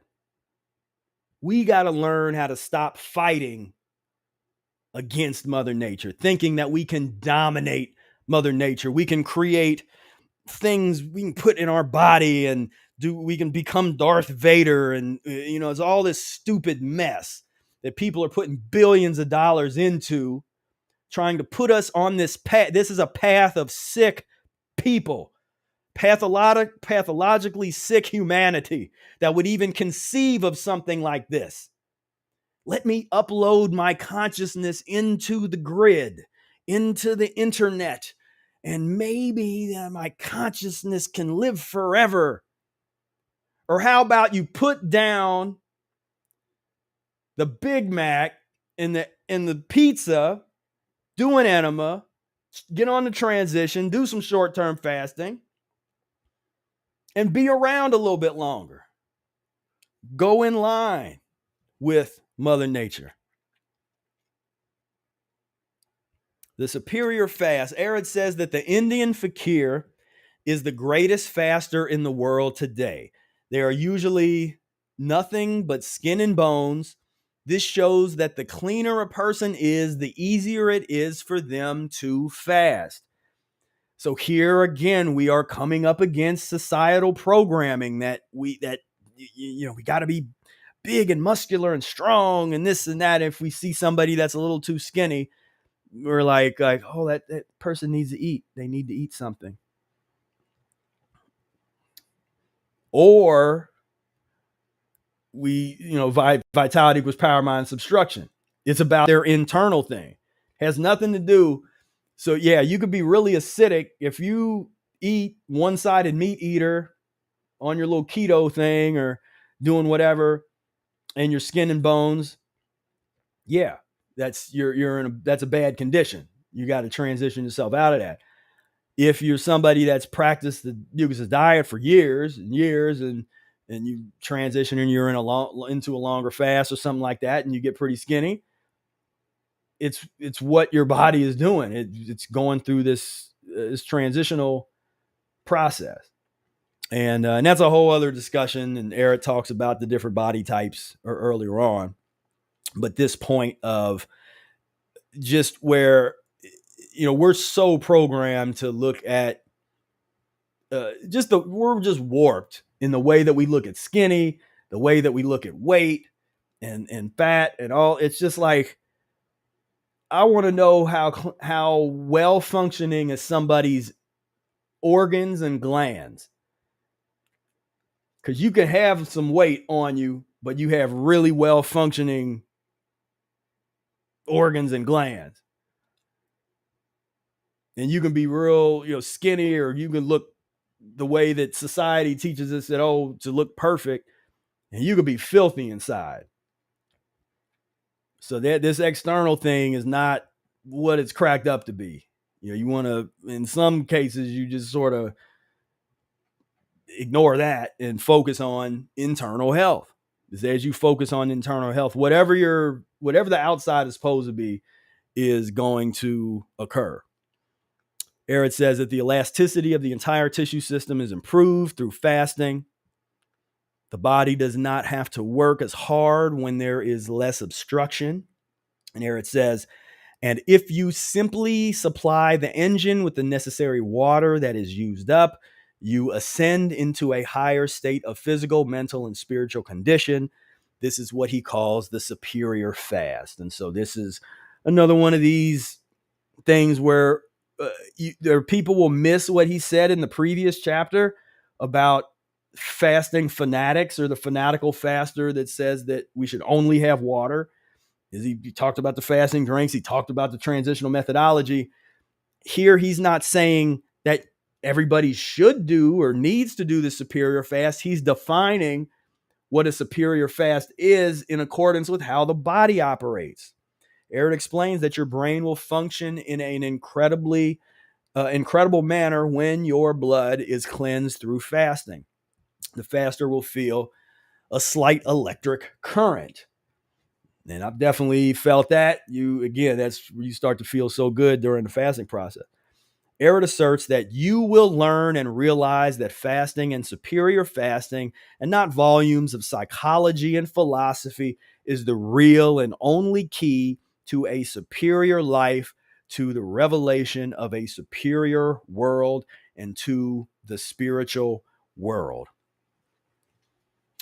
So ends it on a pretty, like, okay, we're getting into it, getting into like, okay, well, what do you mean by that? What's revelation of a superior world? Well, what's that mean? What's a superior world? And this is the more advanced discussions, which we won't go too deep into that, but I'll ask the questions at the end of this lecture. So what does he mean by this? What does Arnold Ehret mean by revelation of a superior world through fasting? What does he mean by that this fasting is the key to a superior life? How does one define a superior life as opposed to an inferior life? Sort of what we were talking about earlier. You can indulge in the appetites of the flesh, appetites of the pus and mucusdom, and it hurts me sometimes when I'll talk to these folks, because I'll be out someplace and maybe be at a restaurant, and then people they get uncomfortable because they know I don't eat what they're eating, and they try to make rationalization about what they're doing, and they're like, well, you only live once.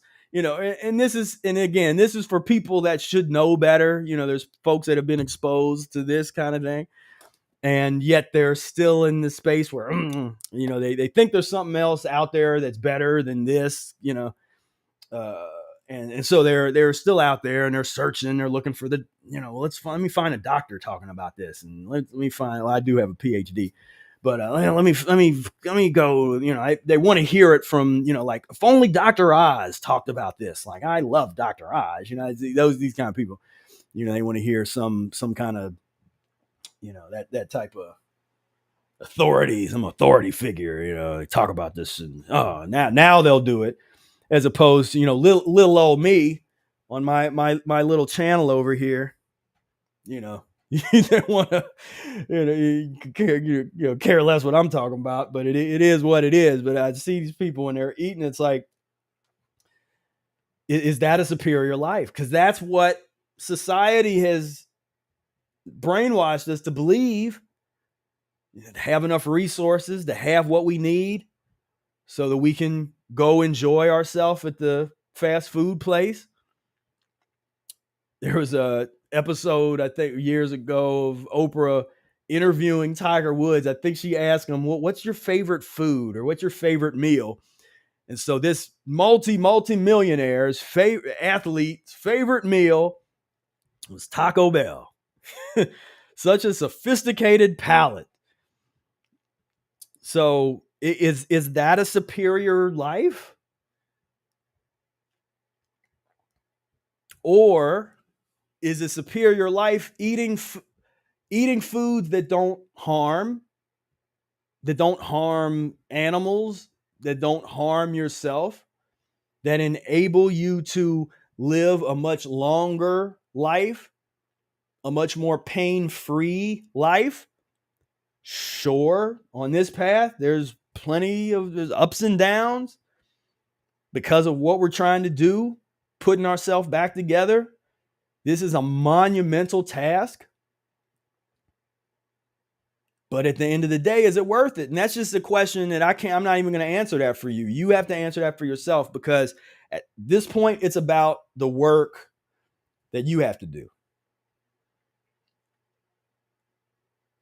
Because that's a question that you can really only answer after you've done this kind of work, where you've been able to clean yourself up enough to experience what it feels like to not be addicted to the fast food, to not be addicted to whatever people are eating now.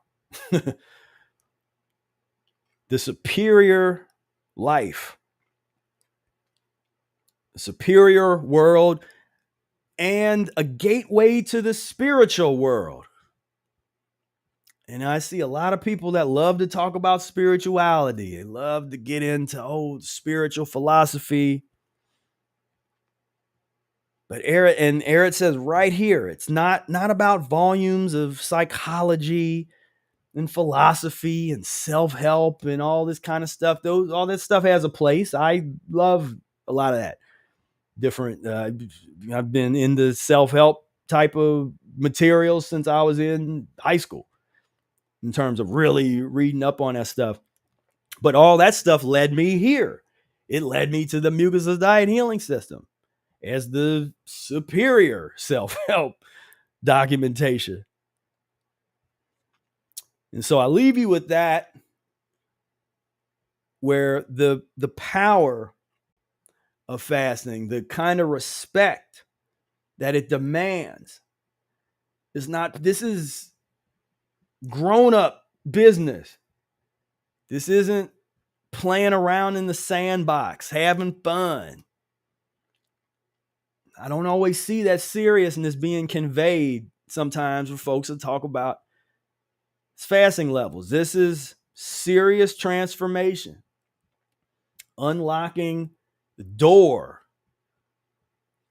of all this stuff that Eric's talking about right here. I mean, usually, and I'm hitting on this a little bit because these are the kinds of things that people gloss over when they read the Mucusless Diet book. They don't give a little extra time to critically examine and analyze, what does he mean here? What is he talking about?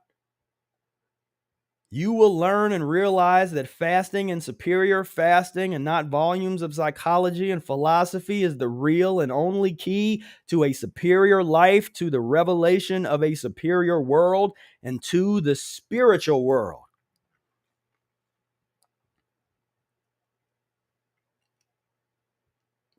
Yes. You say, amen.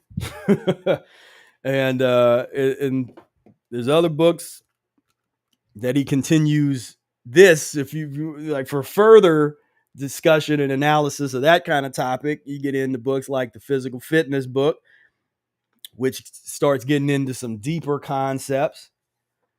There's some stuff in Thus Speaketh the Stomach. It's getting into some deeper concepts. He points out in one of these texts the Pythagoras, on how before Pythagoras could be admitted into the Egyptian mystery school, he had to do a 40-day fast. Now, what kind of school, what kind of university do you know that in order to get into the university, you have to first prove yourself by way of a 40-day fast? I think that would be a pretty great university. And whatever information you were learning there would be pretty significant. And so, and it's not a coincidence that many of the people that become these historical figures and mythological figures and deity-like figures, they all seem to had spent a little bit of time either at the Egyptian mystery schools or studying them retroactively. So there's something to all of this. This fasting is something that really needs to be respected, be understood, be felt, be rationally practiced. Getting into these transitional methodologies as we covered here. So, I hope that this discussion has been helpful for you, that you've gotten some things out of this. Like I said, I was compelled to get into this topic because I just noticed that there's a lot of folks that all these principles that we went over today, that there's many people that don't know these principles, that don't. And it's one thing if you know them and you consciously decide to do something else. You consciously decide, well, I'm going to fast a different way. Like I respect Ehret. I like what he said, what was cool. I'm going to do this. And that's cool. You're on your journey and you're doing your thing. But it's good to have this foundation, in my opinion, to know where it all starts in terms of a very rational approach to transitioning over time to get to the point where folks like Brother Air doing these really long, significant fasts. We don't recommend that anybody do that. We recommend people transition.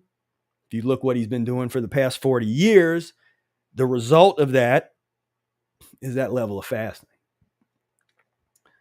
So again, I would like to invite everybody next week, next Tuesday at 6:00.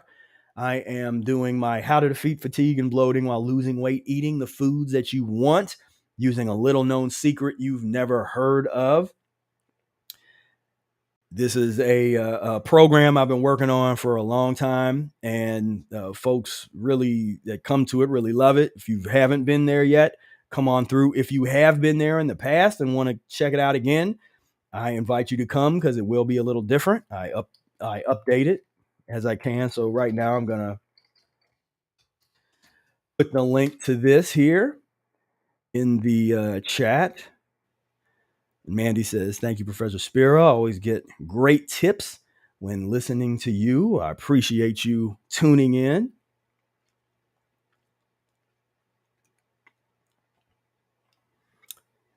And yeah, and like I said, I won't be able to get into too many questions right now. I'm gonna go ahead and close this off here. But if you can make it next Tuesday, bring your questions next Tuesday, and we can get a little bit deeper into some of these topics and some of these things next week in that Q&A. But I appreciate everybody that's participated here in the chat and that's tuned in. We had a nice group of people, all the folks this.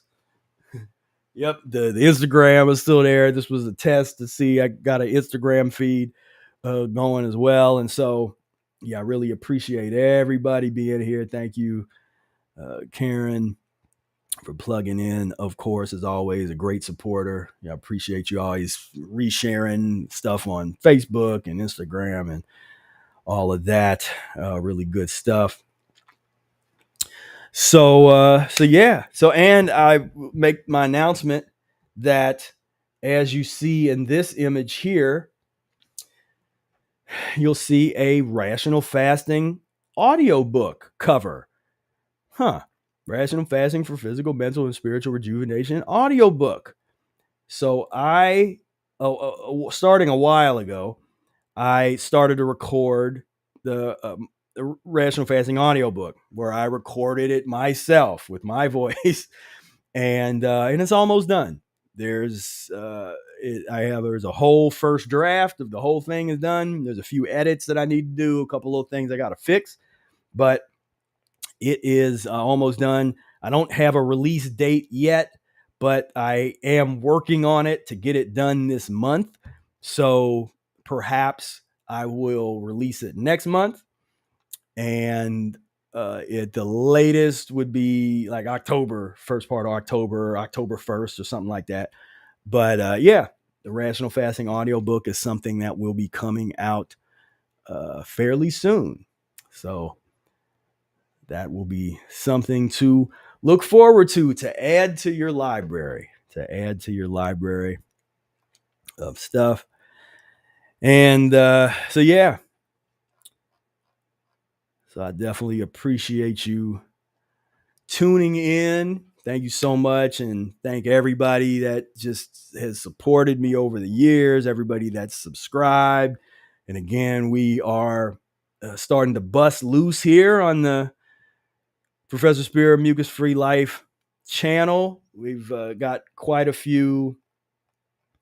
Let me put this up here. Got quite a few new subscribers over the past few weeks. We had a surge of subscribers. We've had more subscribers over the past couple of weeks than we usually get in a couple years. So that's great. And so we're going to keep this party going and, just keep.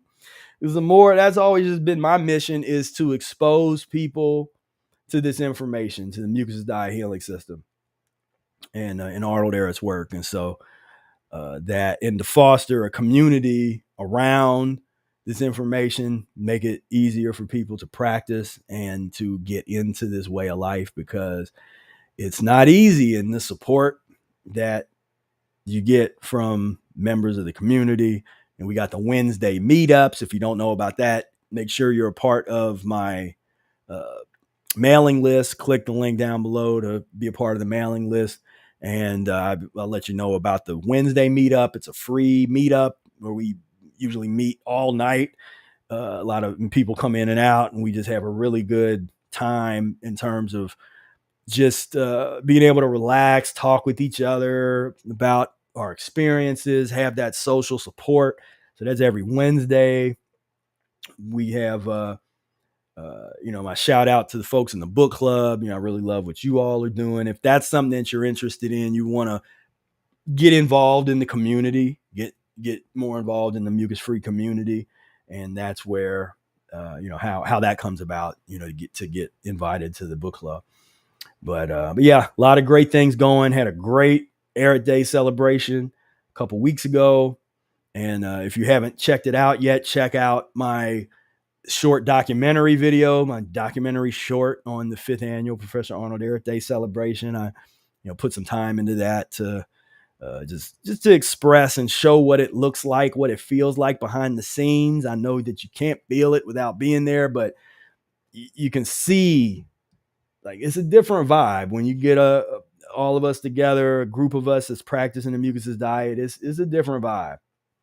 So again, I appreciate you, and I'm gonna go on ahead.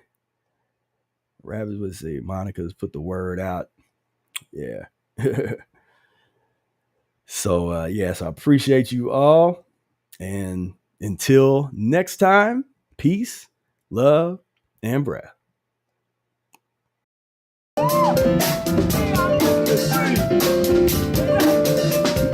We are mucus free. We are mucus free. We are mucus free. We are mucus free.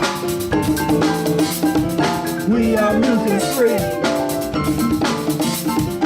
We are mucus free. We are mucus free. We are mucus free.